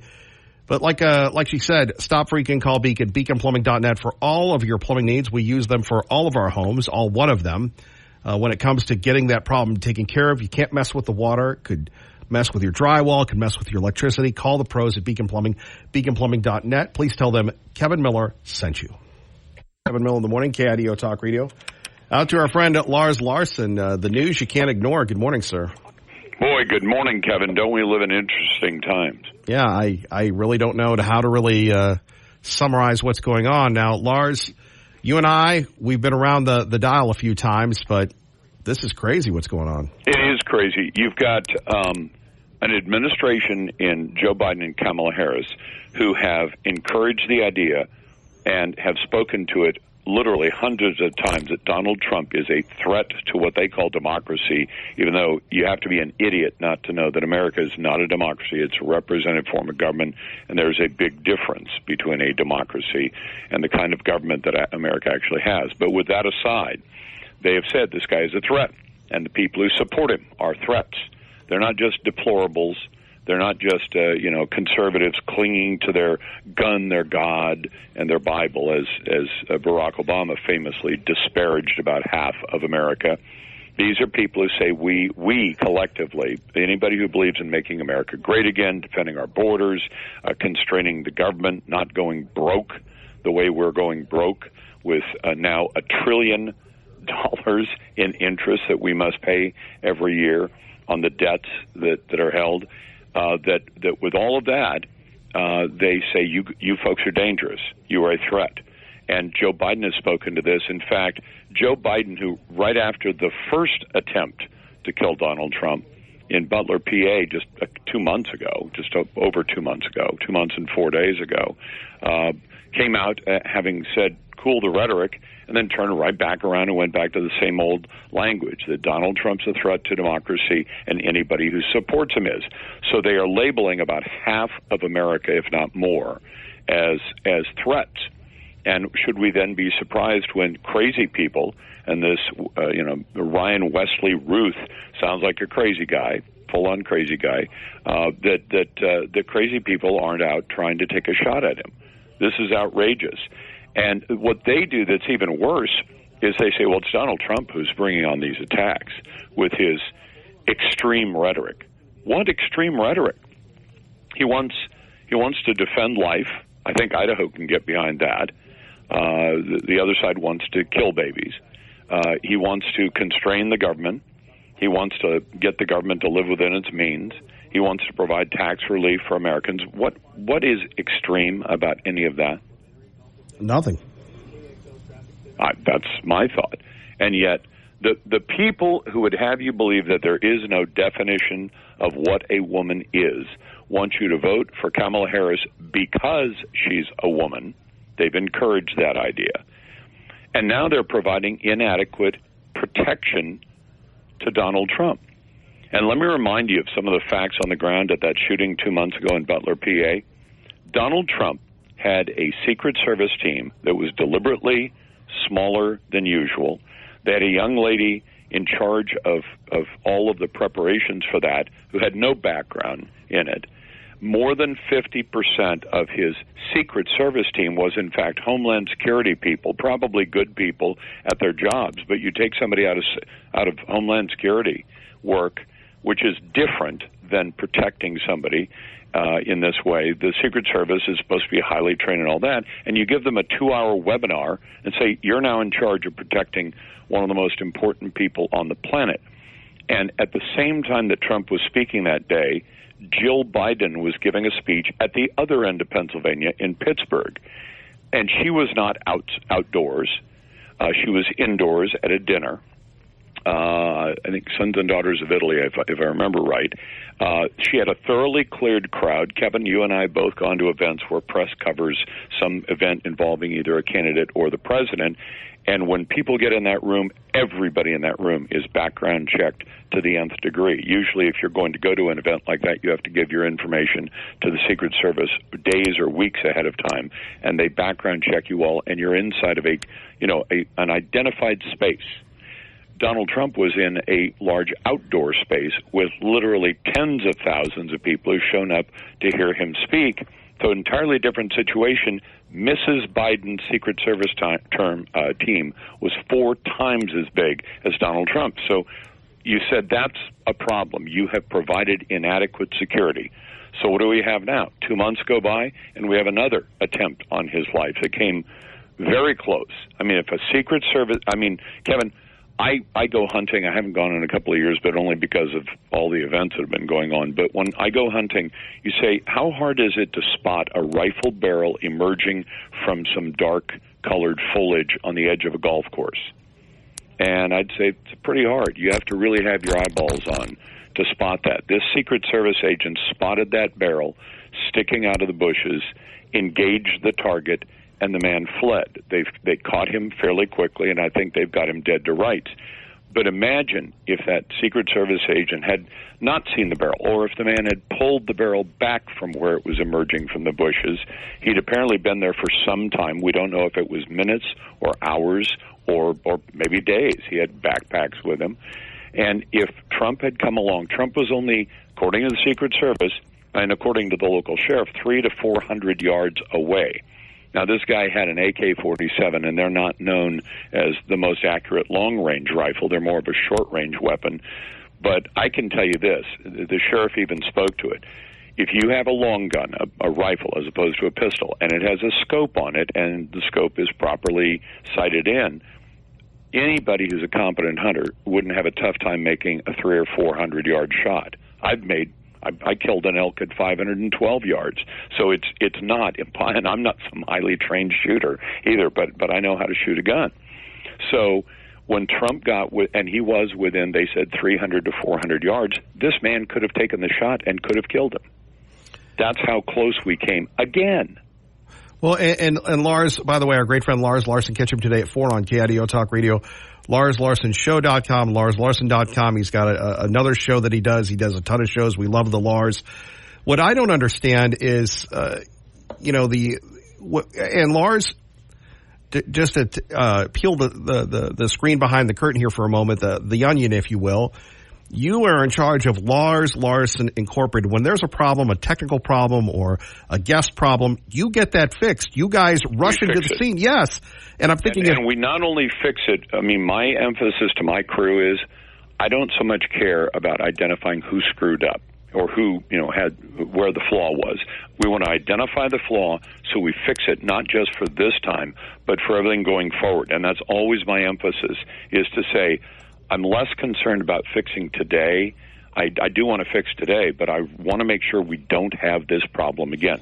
So what do we need to do to, make sure that this problem is less likely to occur in the future? And that's how we approach every single flaw. And all I'm doing is a talk show. Lives do not depend on what I do. Lives do depend on the Secret Service. And I will give credit that the Secret Service, by leapfrogging an agent, one or two holes ahead of the president. But imagine this, Kevin. I don't golf, but I was asking a friend yesterday who does, and I said, I've gone golfing a couple of times, but I really don't know the game at all. But I said, if you've got 9 holes out, 9 holes back, and each hole is maybe 300 yards, so that's 9 times 3 is 2,700 yards. That's not quite 2 miles. So the perimeter on a golf course, if it's the whole 18 holes, I would imagine is somewhere around 4 or 5 miles of foliage and trees and bushes and all that usually surround most golf courses. You're asking a few people to make sure that President Trump is safe when he's going down a golf course, and you have to scan hundreds and hundreds of yards of bushes and areas where you can't go over and search it by hand. Well, and that's my point. When there's a problem with Lars Larson, you get it fixed, and you're thinking, if I'm Biden, if I'm Harris, if I'm Garland, after the first attempt on the former president, I want this thing to end, flood everything, but we have local law officials yesterday saying, well, he's not the current president, so he still gets to a reduced detail. Are you kidding me? And that should not be the case, especially when, Kevin, if go back to your company comparison. Let's say you've got a company in Boise that has 6 warehouses, and one of them keeps getting hit by thieves. And you say, well, we have the same number of security people at each of our 6 warehouses. And you say, let's take the one that's having the problem and double or triple the number of security guards on it, or increase the number of cameras, or whatever you need to do. If you have identified a problem with one thing that you are protecting, and you have not had that similar problem with the other things you're protecting, then increase the security on the one that's at risk. And Kevin, we've had One actual attempt, July 13th. Second attempt yesterday. And then the third one that people forget about, the man who was arrested on July the 12th, unconnected to the Pennsylvania incident, but he was arrested and charged with conspiring with the leaders of Iran to assassinate Trump and other public officials in America. He's sitting in custody right now, and that is the formal charge that was brought against him, that he was conspiring with and had been paid by the mad mullahs of Tehran to make an attempt on Trump's life. So I count that as 3 attempts. The fact that the one guy never ended up with a gun on a roof or in the bushes doesn't matter. What matters is that's what they've said in the indictment he was attempting to do. And so I call that 3 attempts in 2 months. Kevin, does that not argue that the former president and now odds-on favorite to be the next president does not deserve the same level of protection? I mean, now that they've all these other people out of the race, you say, okay, then you've got to give Trump adequate security. I think they want to get him killed, and I mean that. I said that the Monday after the incident in Butler, PA, and I said they want him killed, and you can do that by just standing back and saying we're going to give him inadequate security. I think there was a conscious decision to diminish his security, and it's still in place now. And, Kevin, I've been warning my producers. I said, I think the Democrats are absolutely desperate. They had all of their efforts to put Trump in jail have failed. All of their efforts to literally bankrupt him, because they tried to do that as well with lawfare, have failed. And so now the time clock is ticking down. Their candidate is not doing that well. Kamala Harris did not get a bounce out of the convention, did not get a bounce out of the debate, as you might have thought she might. And they're desperate. They know the clock is ticking down, and they can't cheat enough to win this time, I think. So desperate people take desperate actions. Right. Our great friend Lars Larson joining us here. Let's move on to how desperate the Democrats are when we take a look at the fallout from the debate when it was 3-on-1. Lars, you've interviewed President Trump at the White House. You know him well. What was your take, your unfiltered take on the debate? My take was that, I'm sorry, but he took the bait to some extent, and I'll fault him for that, because all of us have things that get under our skin. And talking about the size of his rallies, I was thinking to myself, he could have laughed that one off. I mean, to me, criticizing when she, went after him, your rallies are small, people leave early, they're bored.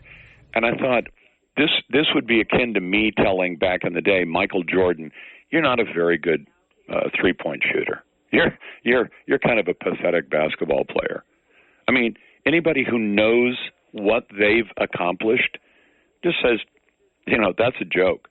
And turn to the camera and say, I'm not worried about rallies. I'm not worried about the size of rallies. I'm worried about the size of government and how it's crushing our citizens. And that's what he should have done. Instead, he took the bait to some extent and began to argue, my rallies are the biggest and the best. Well, we all know that. I mean, anybody who's watched the last several years, if I said Hillary Clinton rally, how big a crowd do you imagine in your head? A dozen? Yeah. A few dozen? Okay, if you say Joe Biden rally, that's a joke, because Joe Biden can't scare up a crowd to save his life. And then you say Kamala Harris rally. You mean the woman who never got a single vote in 2020 and never got a single vote in 2024?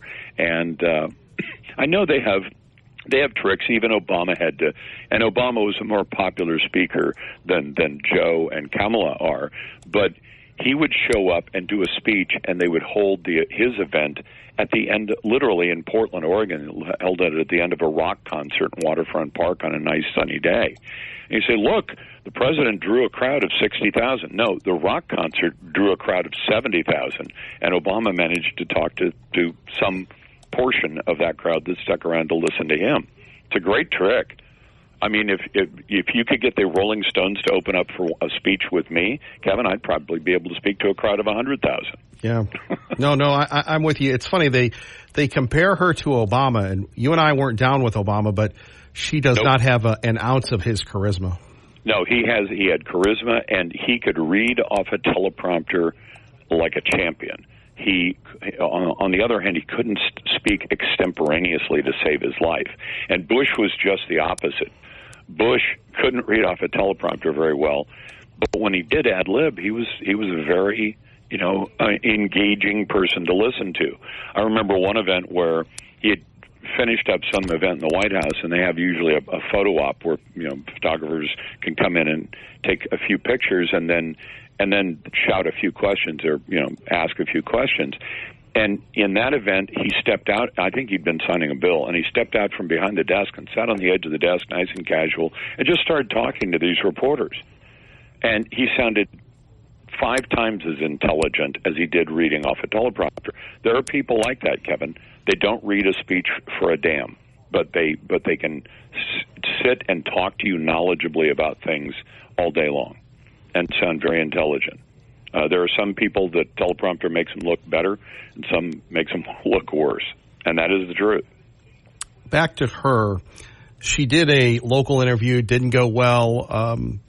Is this I mean, we thought that Biden was a fraud when he was in the basement, but, I mean, is she the worst ever? I mean, she was a prosecutor. She was a senator. She was an attorney general, but what is she, Lars?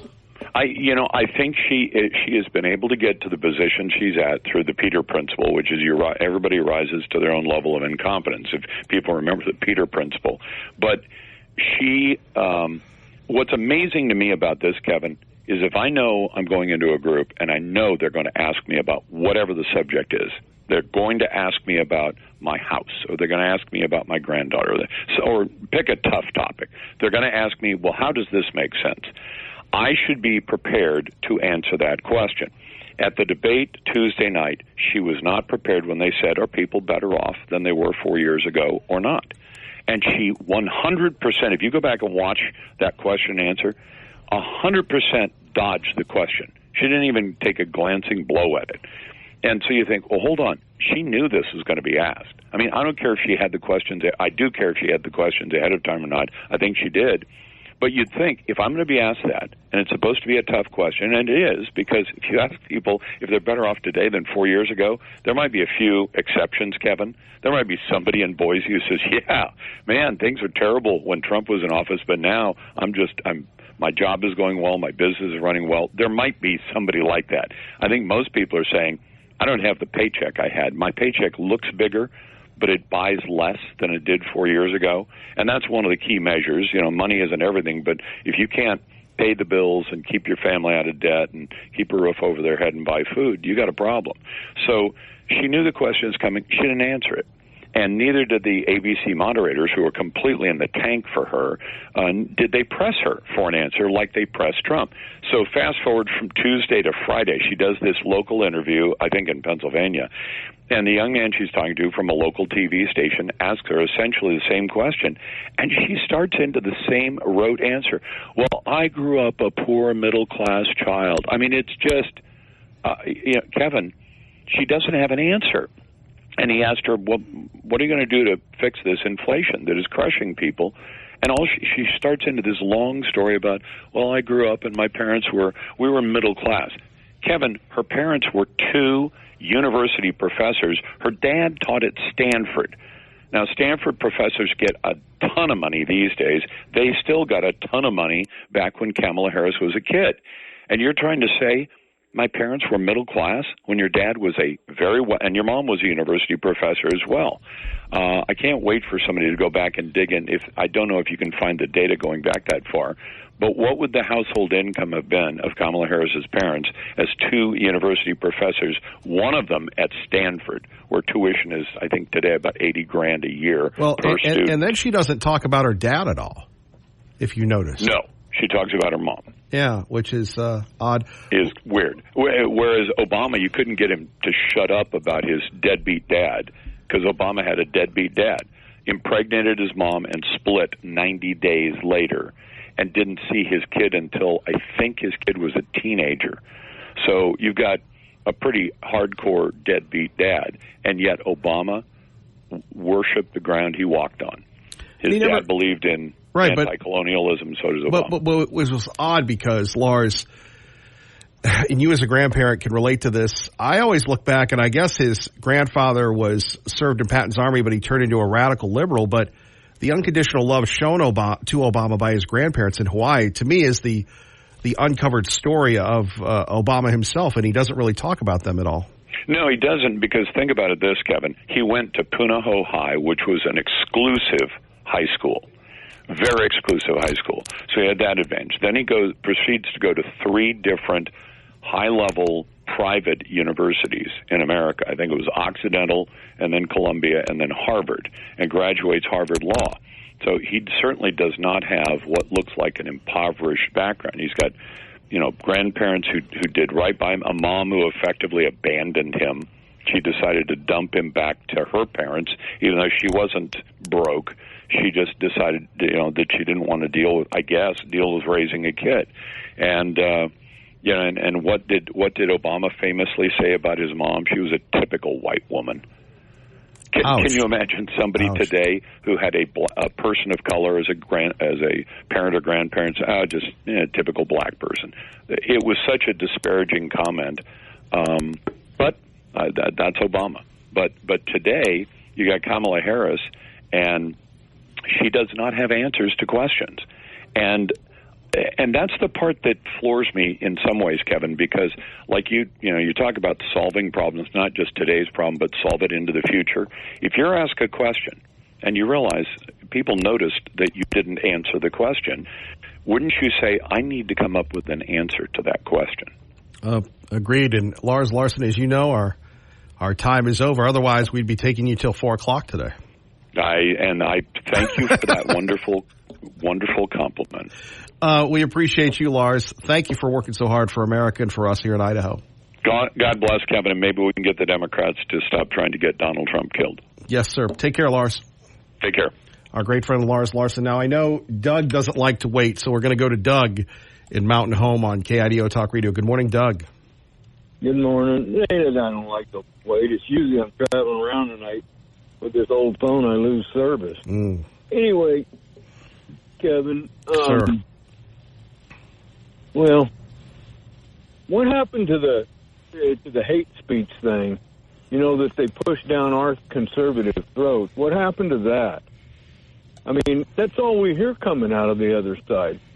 They hate speech. They hate anything to do with us, and mostly Donald Trump. So what happens to that? I mean, I thought the red flag warnings were supposed to be coming up on that kind of stuff. No, the red flag warnings are only for us. Yeah, I know.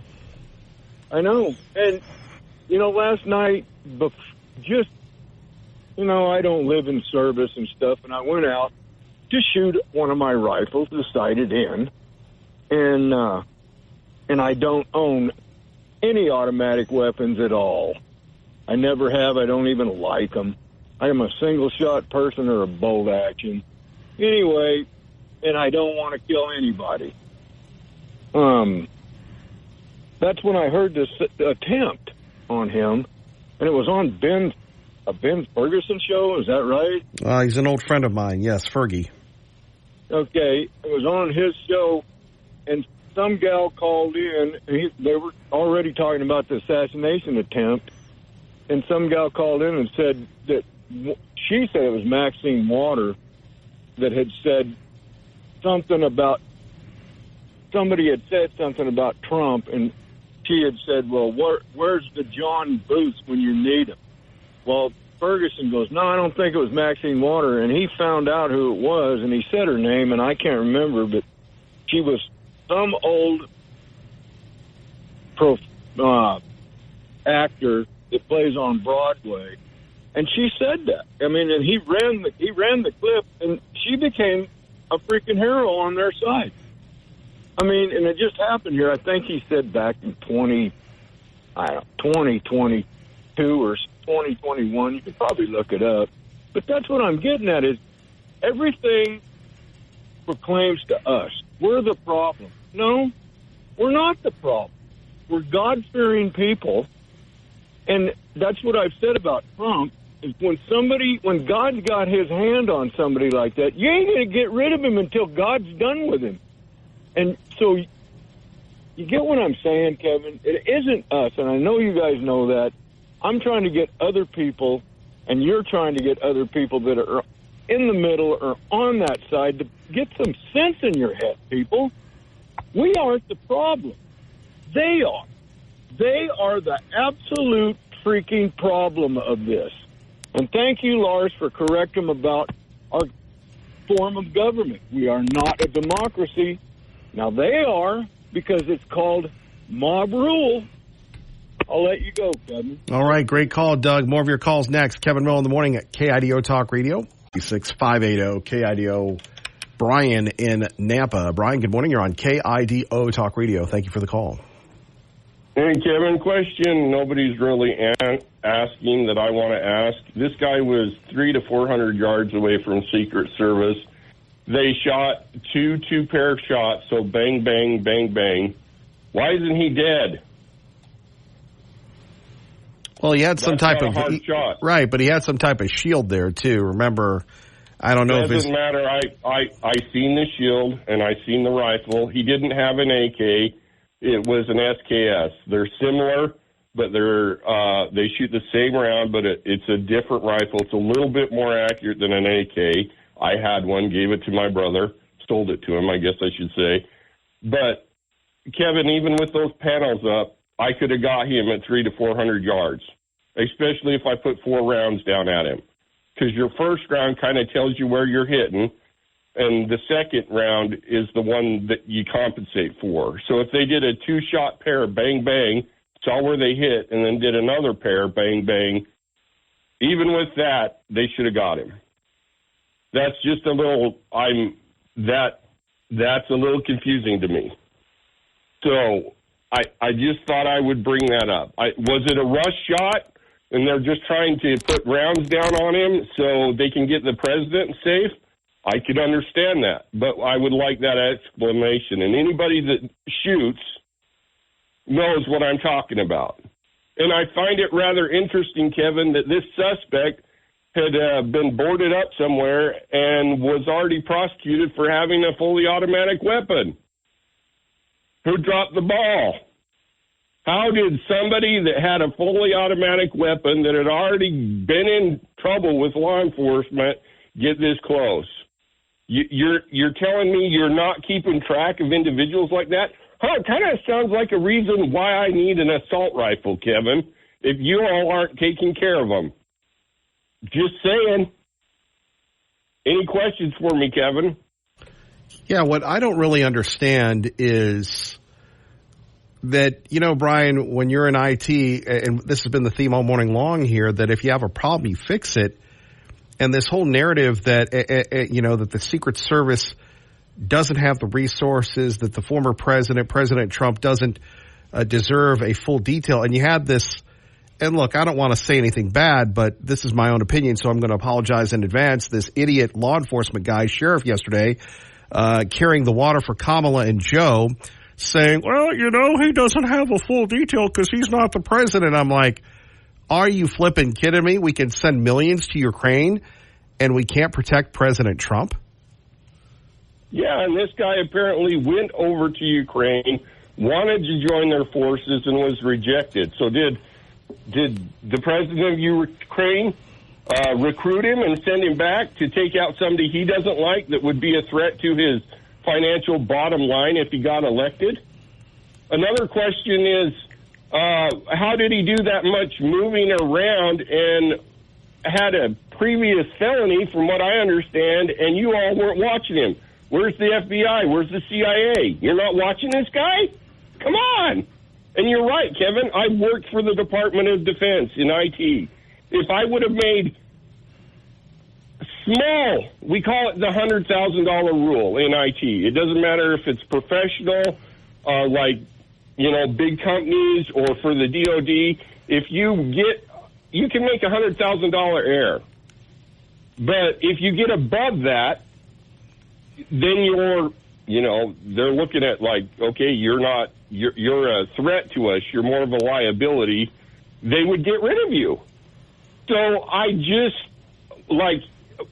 disgusted with my government at every level. Like, you guys have failed so much. Like Trump says, you're fired.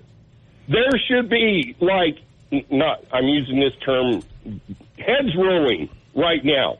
People should be gone. See, here's the deal. If you say that, the Secret Service is going to come to your house. But on the other hand, they let these kooks run wild and free. Yeah, like, Kevin, I've called into your radio show and said, you're all talking about assault weapons. Let's define that for Democrats because they don't know weapons. That's a semi-automatic rifle. And yeah, Doug, I have a lot of them and I enjoy them. My ancestors made machine guns and gave them to the government. You're welcome. That's Mr. Browning for everybody who doesn't know who that is. Yeah, he's a Clark. He's one of my family. So you owe my family. You would not have a country if it wasn't for my family. I have plenty of vets that say that.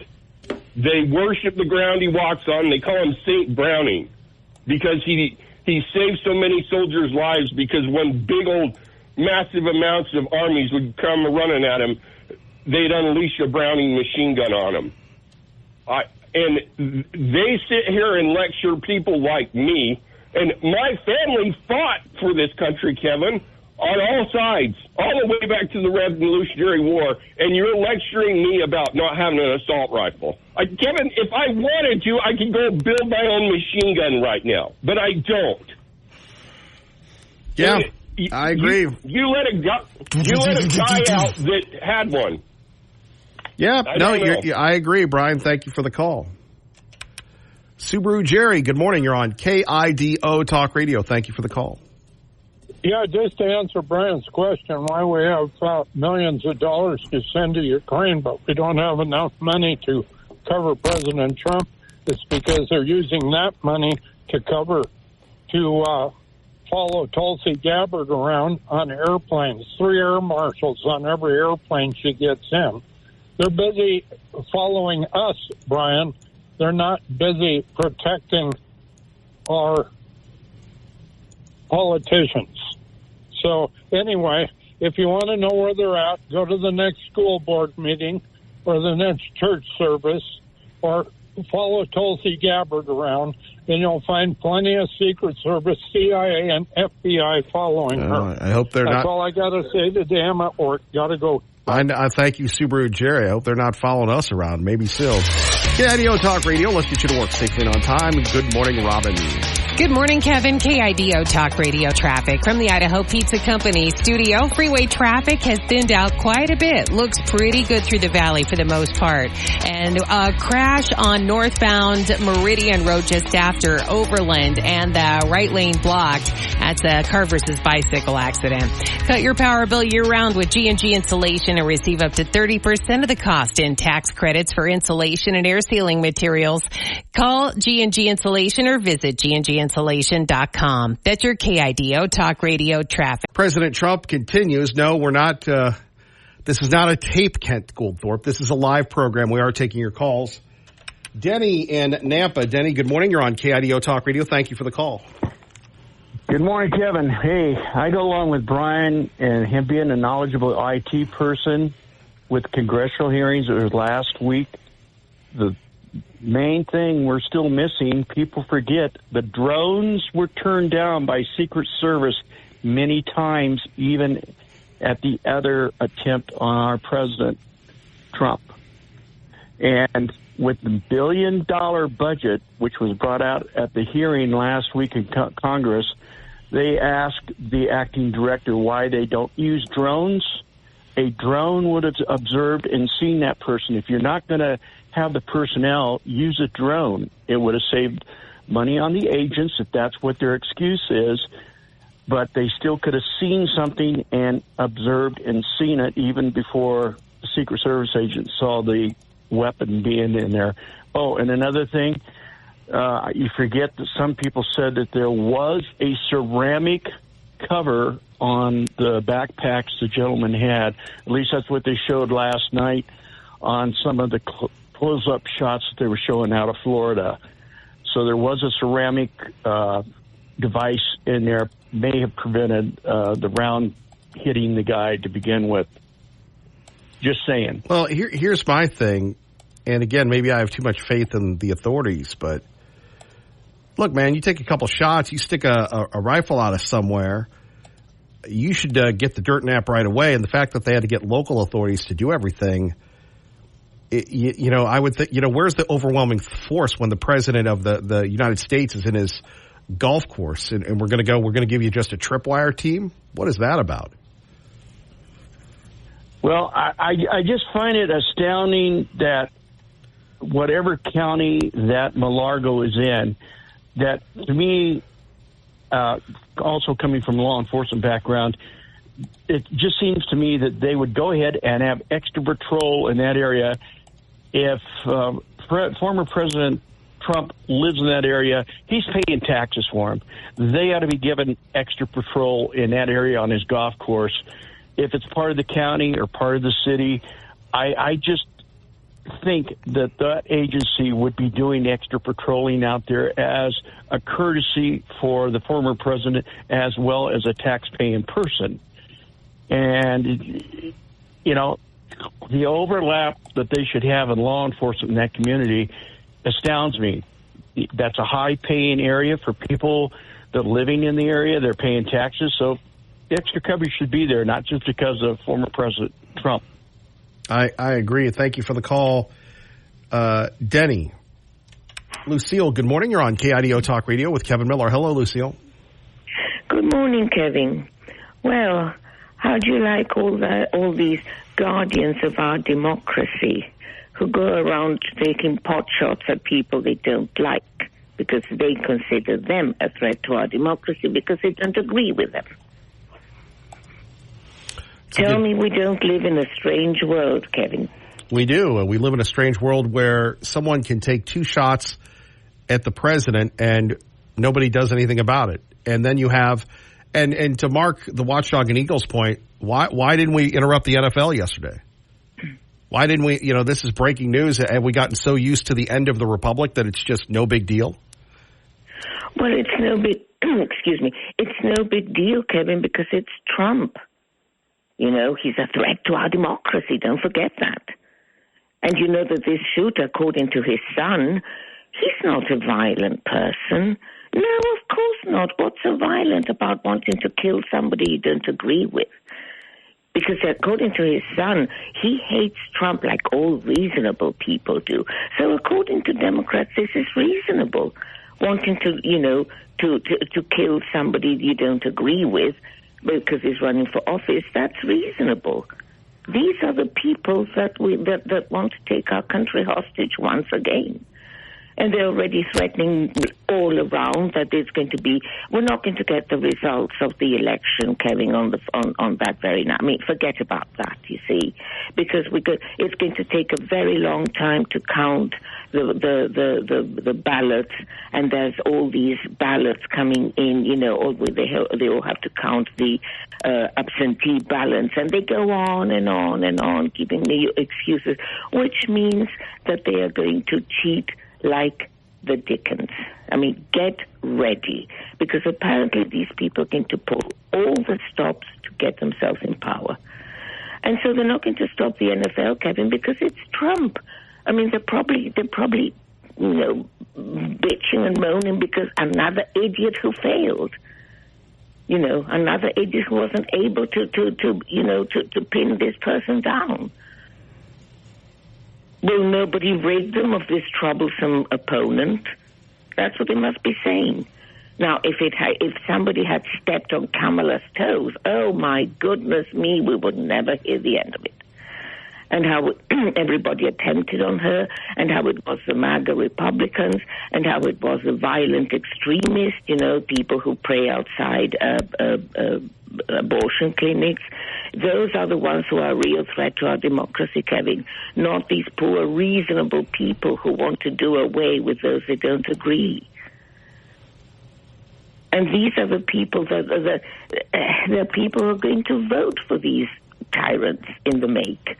That's what alarms me. But you know, Kevin, now hating somebody because he doesn't agree with you and wanting to do away with him, that's reasonable according to Democrats. Nothing to see here, ladies and gentlemen. That's reasonable. It's reasonable to hate your opponent, especially if it's Trump, and life just go on. It's just another idiot who was incapable of, of pinning him. Those are the people who are running our country, Kevin. Does it make you feel all warm, fuzzy feeling? No, not at all. Well, those are the people that we're in the hands of. And I bet on TikTok they were all again going hysterical because Trump survived. And now I heard on the radio, you just heard it on the program that Biden says, oh, no, he needs more help. Yeah, no kidding. Of course he needs more help. He's got God, thank God, who saved him a second time. No, but you bring up a very good point. And by the way, let me just share this clip with you. This is the sheriff, Palm Beach County Sheriff Rick Bradshaw, giving excuses why President Trump isn't protected. Let's take a listen. How was this able to happen? And for future reference, is there any obscurity of the golf course? Well, you got to understand the golf course is surrounded by shrubbery. So when somebody gets into the shrubbery, they're pretty much out of sight. All right? And at this level that he is at right now, he's not the sitting president. If he was, we would have had this entire golf course around it. Well, because he's not, the security is limited to the areas that the Secret Service deems possible. So I would imagine that the next time he comes to the golf course, there'll probably be a little more. No! Jolly Joker. You can't, it's serious, but you can't take it seriously. Now, I want to ask this joker, what if Obama was running again? Do you think they would let him just be protected by shrubbery? No. Huh? No, they wouldn't. And why should it doesn't matter if Trump is not the president. He was the president, and now he's running for office. I think he deserves all the protection on top of these reasonable people who hate him. I think he deserves more protection than anybody. But of course, we're frittering money away, paying illegals to stay at luxury hotels, so we don't have any more money left to protect Trump. Well, great point, Lucille. Thank you for the call. Kevin Miller, KIDO Talk Radio. We are rolling on the right side, and appreciate your phone calls. More of your reaction coming up next. Plus, we're going to check in with our friends at Fox News. Remember, when you hear Fox News on the radio, you're listening to KIDO Talk Radio. And our friends with the Daily Caller, the headline, State Department worked with fact checkers, academics to censor conservative media. They are out to get us. Will they? Who knows? Will I be reading scores of the College of Idaho Yotes games soon? I don't know. If you can't have a sense, will Bo return to whatever Bo was doing before he was here? Will Sweet William disappear into the Oregon wilderness? Stay tuned. Who knows? Will Clay and Buck turn into a betting show? I don't know. But of course they're trying to censor us because we are the threat to their coup attempts. We'll explain that coming up next. Kevin Miller. Is the State Department working with fact checkers and academics to censor conservative media? By the way, don't we pay the State Department? Isn't that a government agency?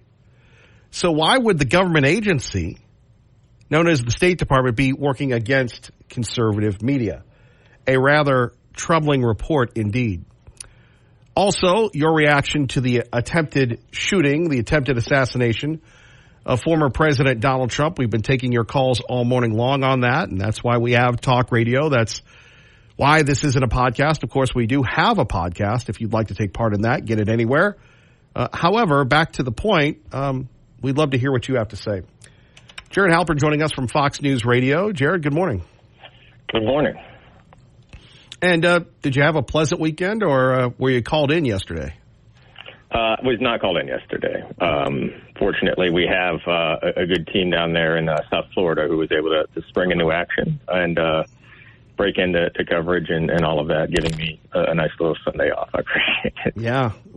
I before we get into the today's topic, again, on Sunday you kind of get away from things, right? I mean, you try. I watch some football. I watch some golf. But obviously, when you see these news alerts come across, it creates a lot of, you kind of want to make sure you understand what's happening. It took a few minutes, I think, to kind of understand what this had happened. The first word of it was kind of this cryptic kind of statement from the Trump campaign that said there were gunshots in the vicinity and the former president was okay. We learned later, obviously, the more fuller picture that it would appear that agents fired at this suspect who was poking a gun through the gate near, or the fence line, I suppose, near the golf course where former President Trump was playing. He is appearing in court, actually, as we speak. He was arrested. He's facing charges, we're told, at least initially, of possession of a firearm by a convicted felon and possession of a firearm with an obliterated serial number. We would expect that those charges probably would be enhanced, expanded at some point.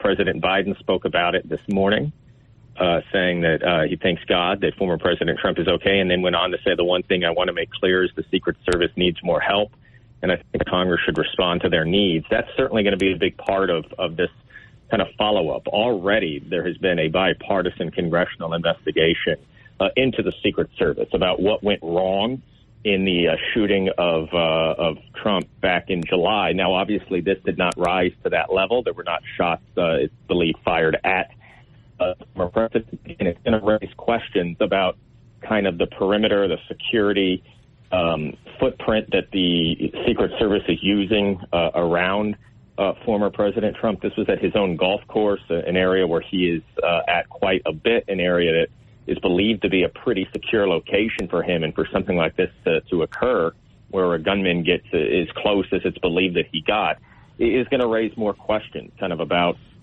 the planning that's in place, the personnel that's in place, the manpower of the Secret Service that's in place. I would anticipate you see that Congressional House Committee, that bipartisan committee that has already been investigating the Secret Service, to kind of add to its to-do list. No doubt more hearings are definitely going to be scheduled as a result of this incident here on Sunday.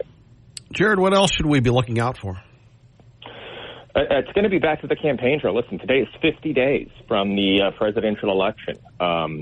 The vice president is meeting with the Teamsters today. That's notable. Remember, the Teamsters is kind of the last major union not to endorse so far in this race. And in fact, their president, you'll recall, spoke at the Republican convention. It was right. A significant event. Generally, that is not kind of the friendliest territory for a major union leader. He did not endorse Trump at that event, but sort of talked about looking out for the interest of his members regardless of political affiliation.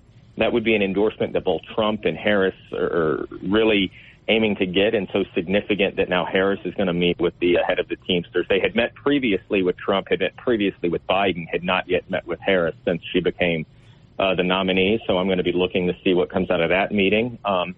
And then, throughout this week, it's swing state, swing state, swing state. Harris is in Pennsylvania, the Philadelphia area. I think tomorrow, Trump is back in Michigan this week. So, listen, I think we can kind of figure out where everybody's going to be here over the next, like I said, 50 days. It's going to boil down probably to those 6-7 states that we talked so much about, the wall, the Sun Belt, and that's kind of where this election is going to be decided.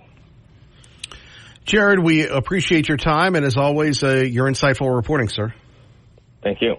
Thank you. Our friend Jared Halpern joining us. Kevin Miller, KIDO Talk Radio.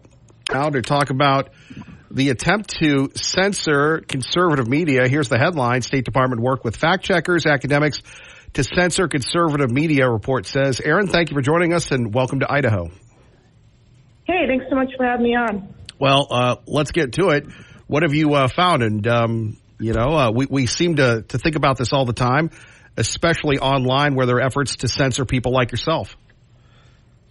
Yeah, so essentially there was this pretty long report by the House Small Business Committee, and in tandem with documents that were actually originally obtained by a Washington Examiner reporter.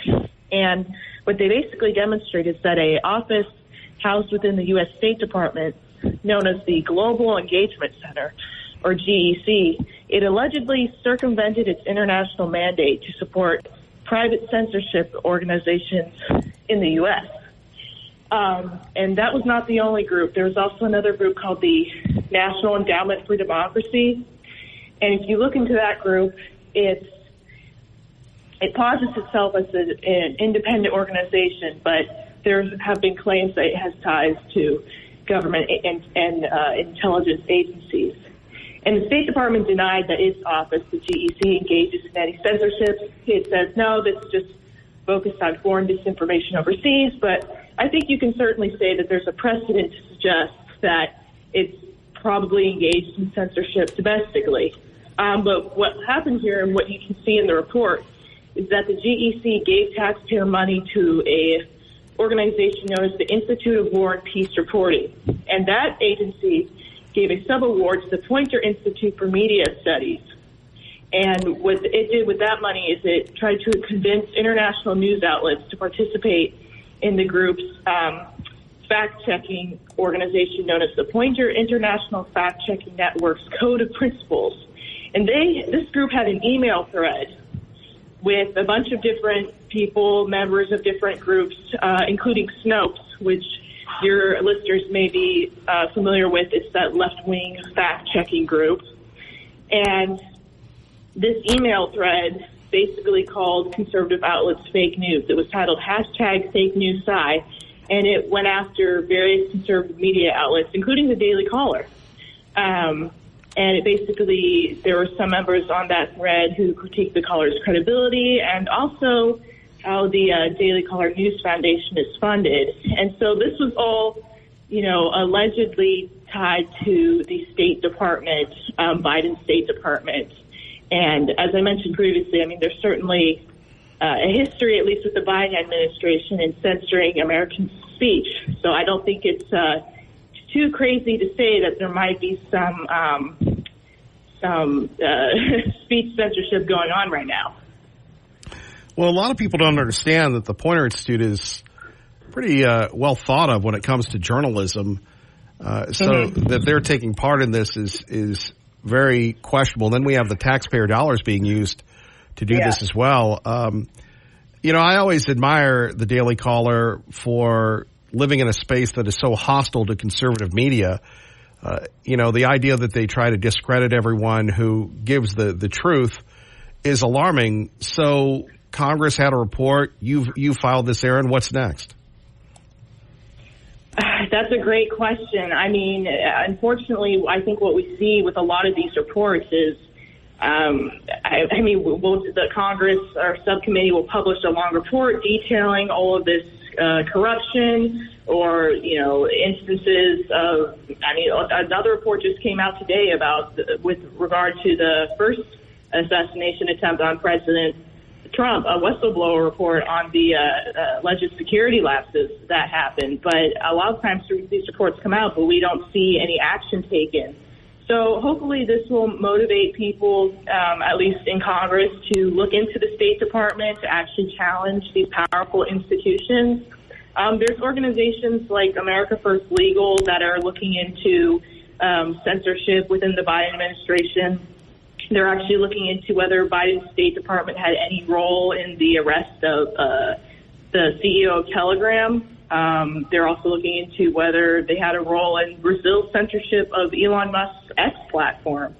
So there's a lot of organizations that are looking into this and taking legal action. But, unfortunately, like I said, a lot of these times we have these reports, these investigations unearth all these scandals and collusion within these agencies. But then a lot of times we don't have significant action that's taken that could help the American people. But it might be different with this case. We'll see.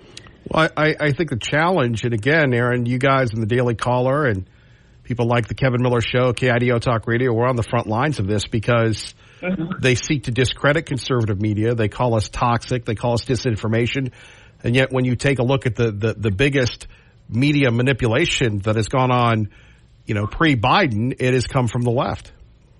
Yeah.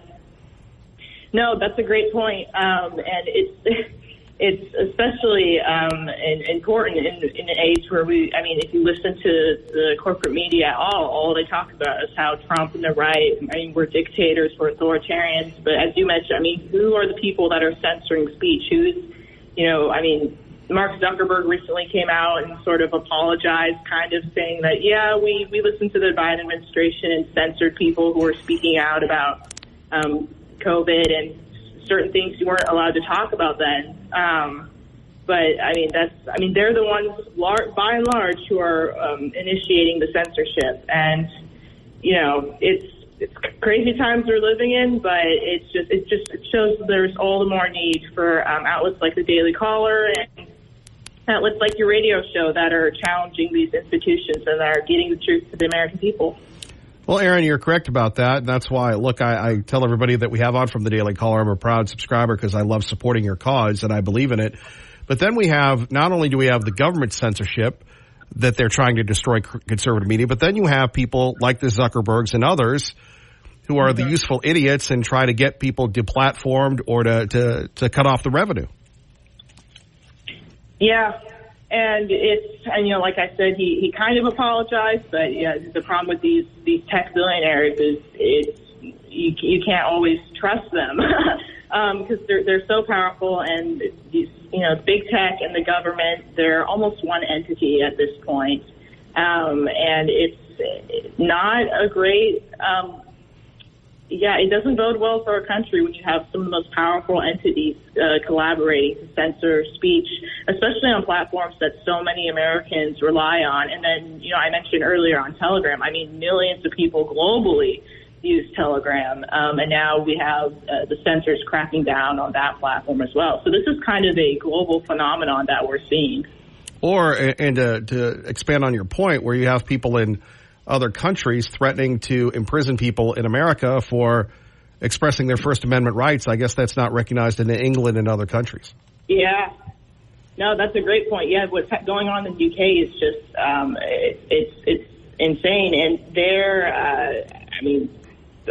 Biden and his administration, they seem to not really have an issue with what's going on with the UK and just people. They have laws where if you post something on social media that they deem to be inciting hatred or violence, you can get arrested for that. And hopefully that doesn't come to the United States, but, with the current administration and just the way these tech companies are operating, it very well could. But luckily, like I said, there's lots of great outlets and legal organizations who are challenging the Biden administration. And we're very fortunate in that we do have a First Amendment, unlike virtually almost every other country.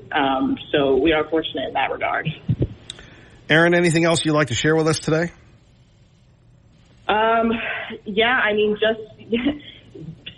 I would just tell your listeners to stay informed and read from all various sources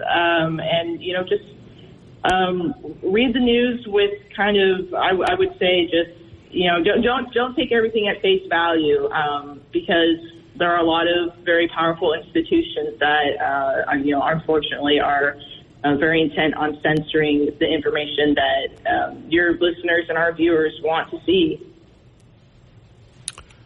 Aaron, thank you, and be safe. Thank you. You too. Our great friend Aaron Van Natta joining us from the Daily Caller, talking about the government censoring conservative media. They're coming for us. They're coming for us, indeed. More fallout, more of your reaction to the attempted attempt on President Trump?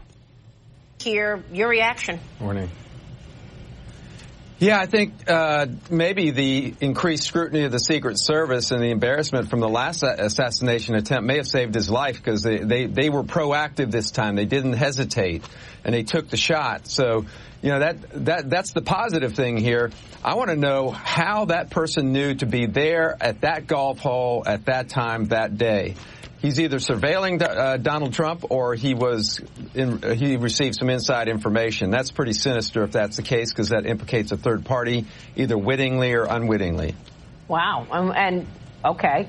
What kind of questions do you want to ask to get to those answers?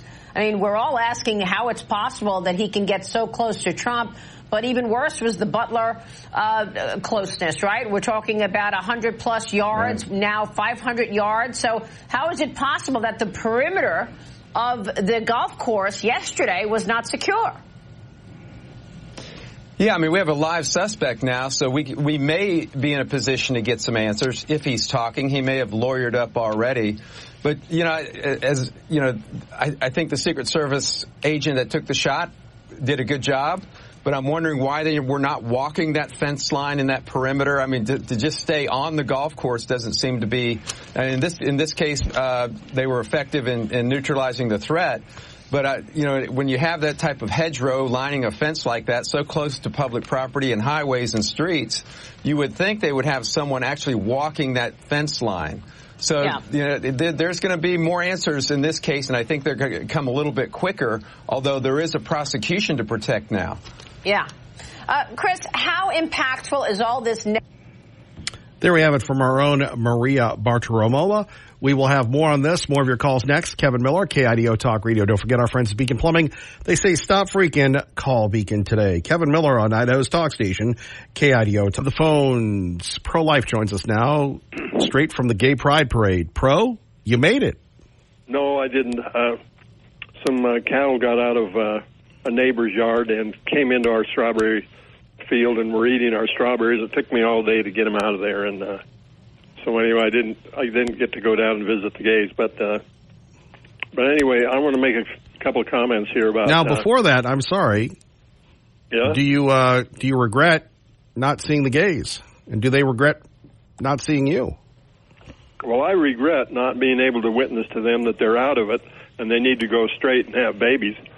I mean, that's pretty obvious that they're listening to the devil and being selfish and not responsible for life. Well, what do you say to those people that listen to this program right now? Because we have a couple of ambassadors in the gay community. They say that there are a lot of drag queens, and I'm not making this up, that listen to this program. Well, I hope they do. What would you say to a drag queen right now, Pro-Life? Well, don't be a drag queen. That's enticing people to do something stupid sexually, and the whole basis of life is to have, you know, a husband and wife have children, and family is the basis of life. I mean, we got a heavenly Father, a heavenly Son, and that implies that there's a heavenly Mother. God, you know, eternity is family, and you can't create family with LGBTQ. Well, you could maybe a perverted family. Well, that's Pro-Life bringing the heat. All right, Pro-Life. Yeah. That's the Pride will have to wait another year for you to go in and tell them where they're making the wrong turns. Yeah. Now, I want to say something about big city coffee case. I think our state legislature, I'm going to say this to them, and I'm saying to them right now, the state legislature needs to find out who in Boise State, you know, the board of directors, the president, who said, let's take this to court. Let's not settle out of court. Those people, whoever made that decision, they need to get in trouble. That was a real stupid thing to do. Say we're going to go to court, cost a bunch of attorney fees and a big settlement, and that is just too stupid. I mean, what can you say? Well, anyway. Wait a minute. Let's examine this point for a moment. Yeah. Now, you've just been involved in pro-life ventures, and our next guest will tell you, look, major corporations, they don't care. The odds-on money is they were gonna drain this young lady out. They were gonna bleed her out. Yeah. And, you know, I'm sure that they're going to appeal. I mean, they got it down from $10 million to $4 million. And I guess they would, you know, never mind the attorney's fees because, you know, we're supporting them. We're paying their taxes. We're paying their salaries. And second of all, I agree with you. But these people, look, if you've ever been involved in litigation with big companies, they don't care. I totally agree with you, but it appears that they don't care. And you're right. This was a dumb move to make. It was a dumb move to let students decide to run a local business out of the local university. Yeah, I know. And the taxpayers are paying for this nonsense. Yes, you're right. We're going to pay for it. Right. And somebody up there that made that decision, and the person that's making the decision, let's appeal this. I'm saying it's stupid to appeal this.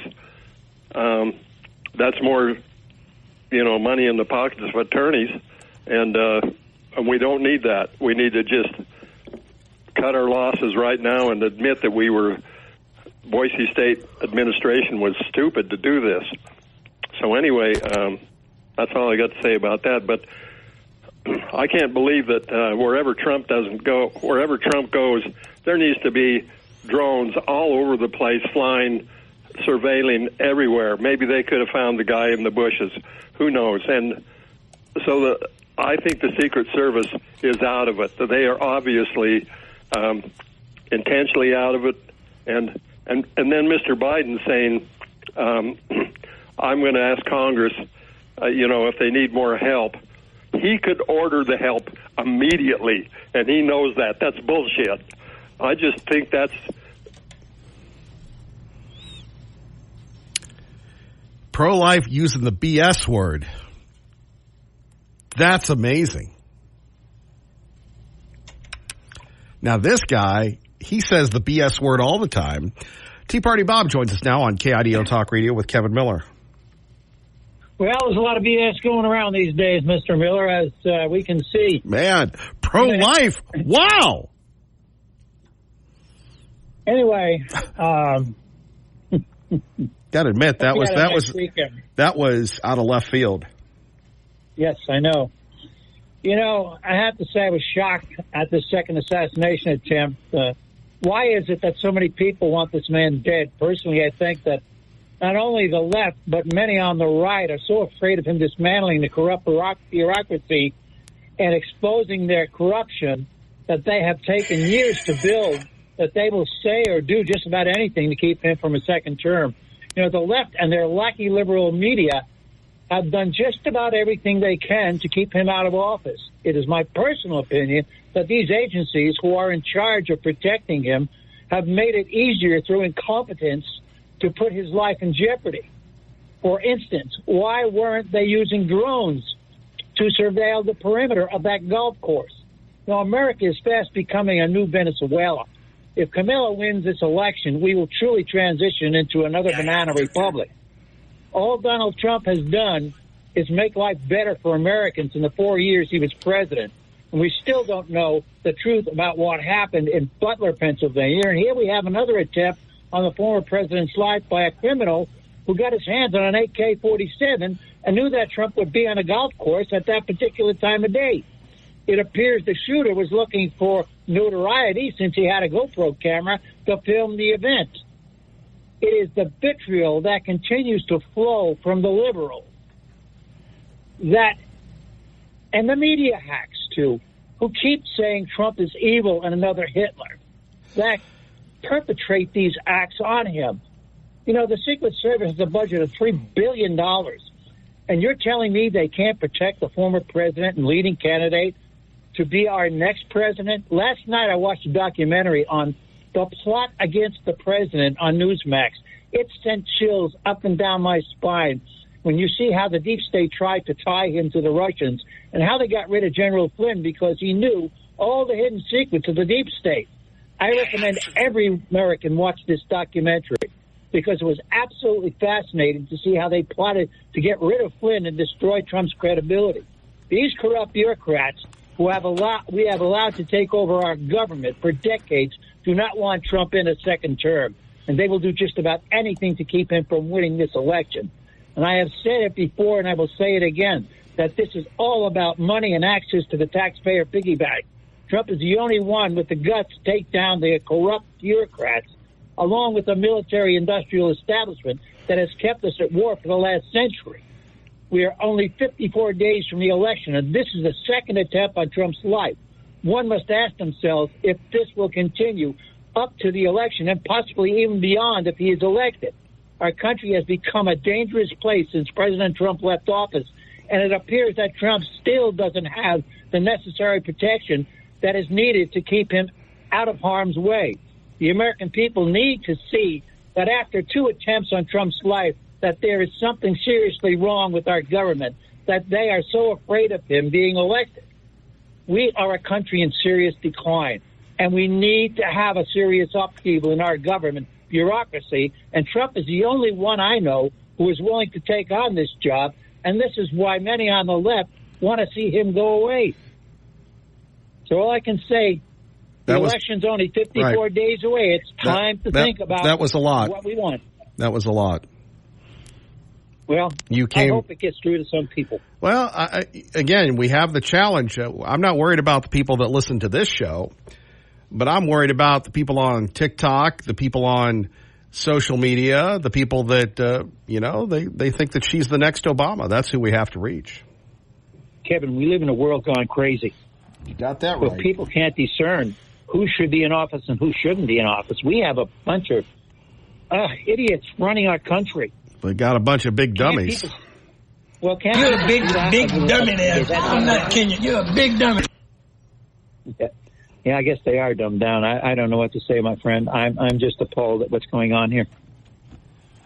Well, you could say, that's why I moved away, Kevin. Ha ha ha ha, like you always do. Well, that's one of the reasons I moved to Idaho, and that's why I moved up here to New Meadows. Well, good luck with that. I hear the Chinese are coming for New Meadows first.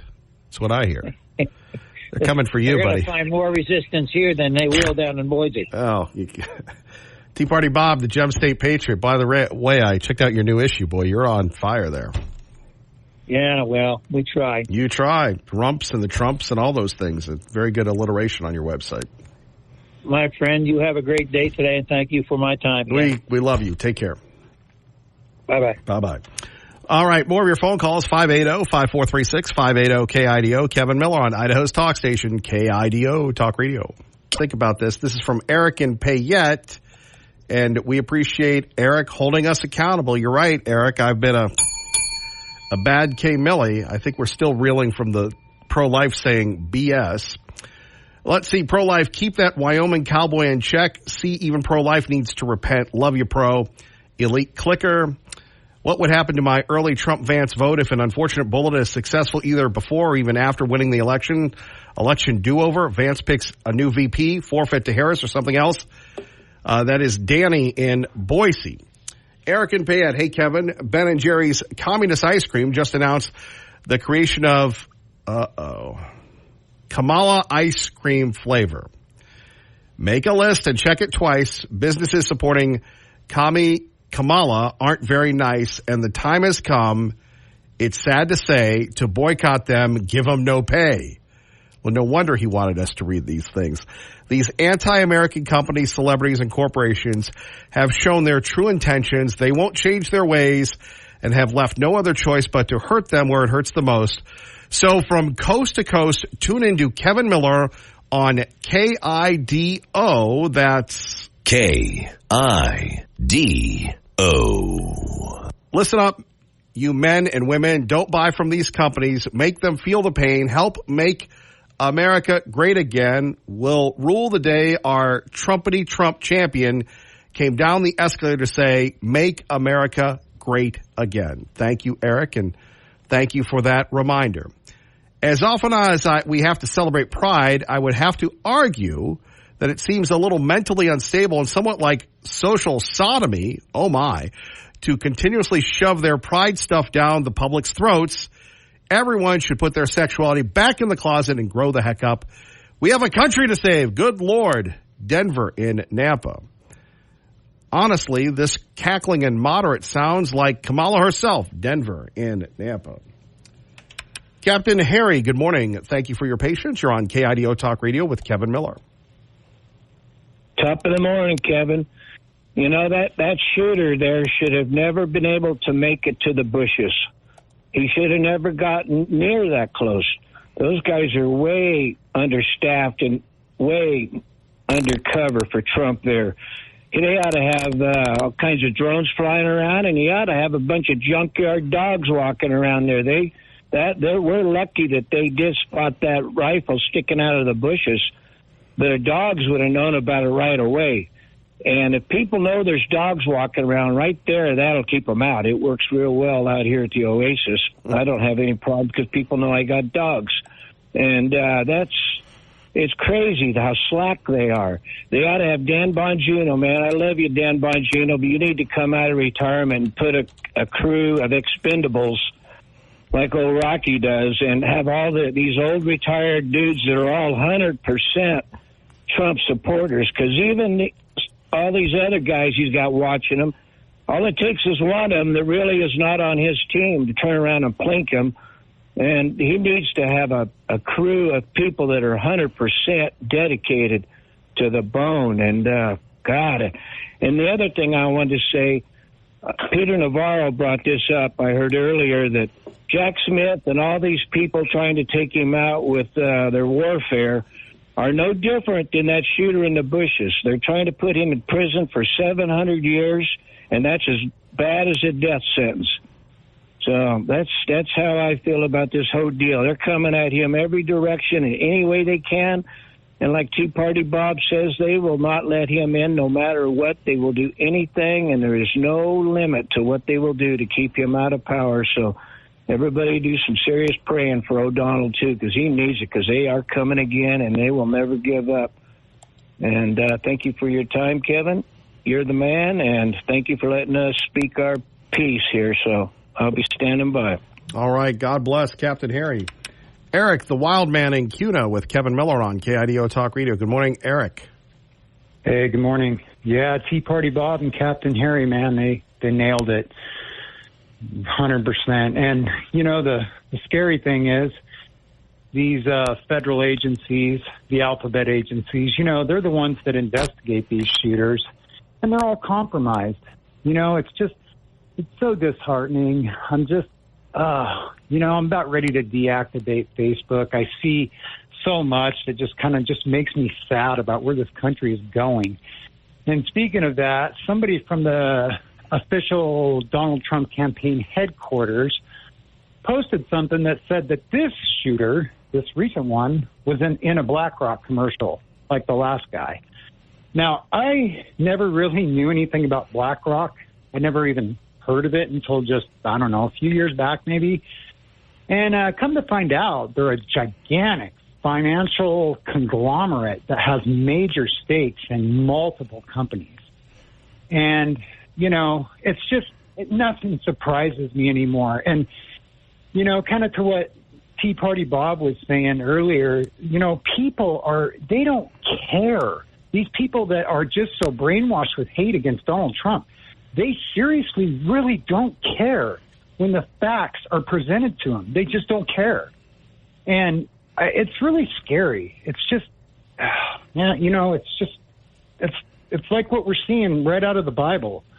It really is, you know. I mean, Jesus talked about the end times in Luke, and that's what we're seeing. We're just seeing evil being portrayed as good. We're seeing brother against brother. It's going down. And I don't know. I'm really scared in the way this is heading. And, you know, and I just saw I saw part of Kamala, whatever her name is. I just saw part of her solo interview the other day. And when they asked her, do you think Americans are better off than they, you know, in the last 4 years? Her answer was exactly the same as it was on the debate. She didn't answer it. She never answers questions specifically. You know, the guy said specifically, what are you going to do for the economy to make it better? You know, that was the question. And she started in with, well, I come from a middle-class family, blah, blah, blah, and what I want to do is make it better for small businesses. We're going to give you a $50,000 deductible for a startup. And it's just like, well, that startup has to produce the money to get that deductible. And it's the way this financial climate is going, it's insane. And you know what caused it? Liberals. Liberals caused the financial climate that we have. If you look at our housing market, so liberals in California ruined the economy there, ran a bunch of people out, and in other states, Oregon, Washington maybe, ran them all out, and a bunch of them came here and bought up a bunch of houses, and now that $120,000 starter home is, $400,000, $500,000 or whatever.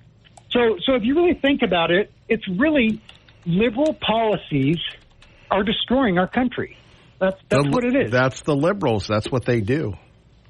It's sad, Kevin. It really is. And seeing this another assassination attempt on Donald Trump, and then you got these clowns on the left saying he's a threat to democracy, he's this, he's that. Everything they say, they are. And, and then I heard Merrick Garland. I heard him the other day, and he was saying that we're not gonna turn our agencies into lawfare and all that stuff. He was just completely saying the exact opposite of what he is doing. And that's what they do. They just keep repeating the lie and repeating the lie and repeating the lie, and they brainwash people. And people buy right into it. I'm telling you, people need to wake up. We got to come out in droves. Everybody does, and vote. And I think with the last election, I think if something goes south with this election, we're going to need an audit.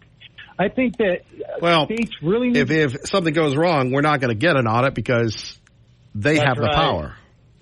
That's right, and that's what's really sad. I mean, just when Donald Trump was president, the way they were going after him. I mean, our federal, all of our institutions are compromised with all these crazy liberals. Well, imagine what it's like. Imagine what it's like if you, in fact, are a conservative or you're competent working for these federal agencies.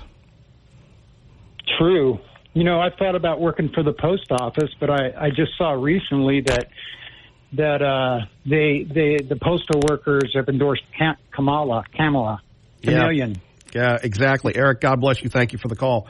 Phone number's here, 580-5436, 580-KIDO. Clay and Buck coming up. But I do want to share with you, and we'll get to this throughout the week. We've already had people calling in wanting to be part of the program. It's going to be great. We've got some great guests. Of course, you are the most important person with us, whether it's the Yap Yap Clubbers or the callers. By the way, let me get to this. Another Yap Yap from Denver. Let's see. Sometimes these happen, so... Let's see. I'm with Tea Party Bob. I'm appalled with what's going on here. It's treasonous, and yet no one is doing anything about it. Liberal policies have been destroying this country since and even before 1776. I would agree with you. And by the way, those of you keeping score at home, I think that's the first time we actually had pro-life who cussed on the air. So let's get to this. This is J.D. Vance versus Dana Bash. By the way, J.D. Vance yesterday faced the nation, Meet the Press, and CNN's State of the Union. And this guy took on all the liberals again and again and again. And you won't believe the censorship that's going on here. This is amazing. Now is Republican Vice Presidential nominee J.D. Vance. This is Dana Bash on CNN on KIDO Talk Radio. Listen to how she sets up this segment. I hope we have enough time. Who represents Ohio in the U.S. Senate. Thank you for being here, sir. So the mayor of Springfield, Ohio, Rob Rue, said, quote, all these federal politicians that have negatively spun our city, they need to know they're hurting our city, and it was their words that did it. Before Donald Trump talked about eating dogs and cats on a debate stage, it was you, Senator, who first elevated this baseless rumor. These are your constituents. So why are you putting them at risk by continuing to spread claims about Haitian immigrants, despite officials in your state saying that there's no evidence and pleading for you to stop? Well, Dana, first of all, what's putting the residents of Springfield at risk, which was a town completely ignored by the American media until Donald Trump and I started surfacing some of these concerns, is that they can't afford housing, they can't afford health care. The schools have been overwhelmed, the hospitals have been overwhelmed, and they're overwhelmed because Kamala Harris allowed 20,000 Haitian migrants to get dropped into a small Ohio town of about 40,000 people, and it's completely overwhelmed the services. Now, you ask, why have I talked about some of the things that I've been talking about? Let me just say this.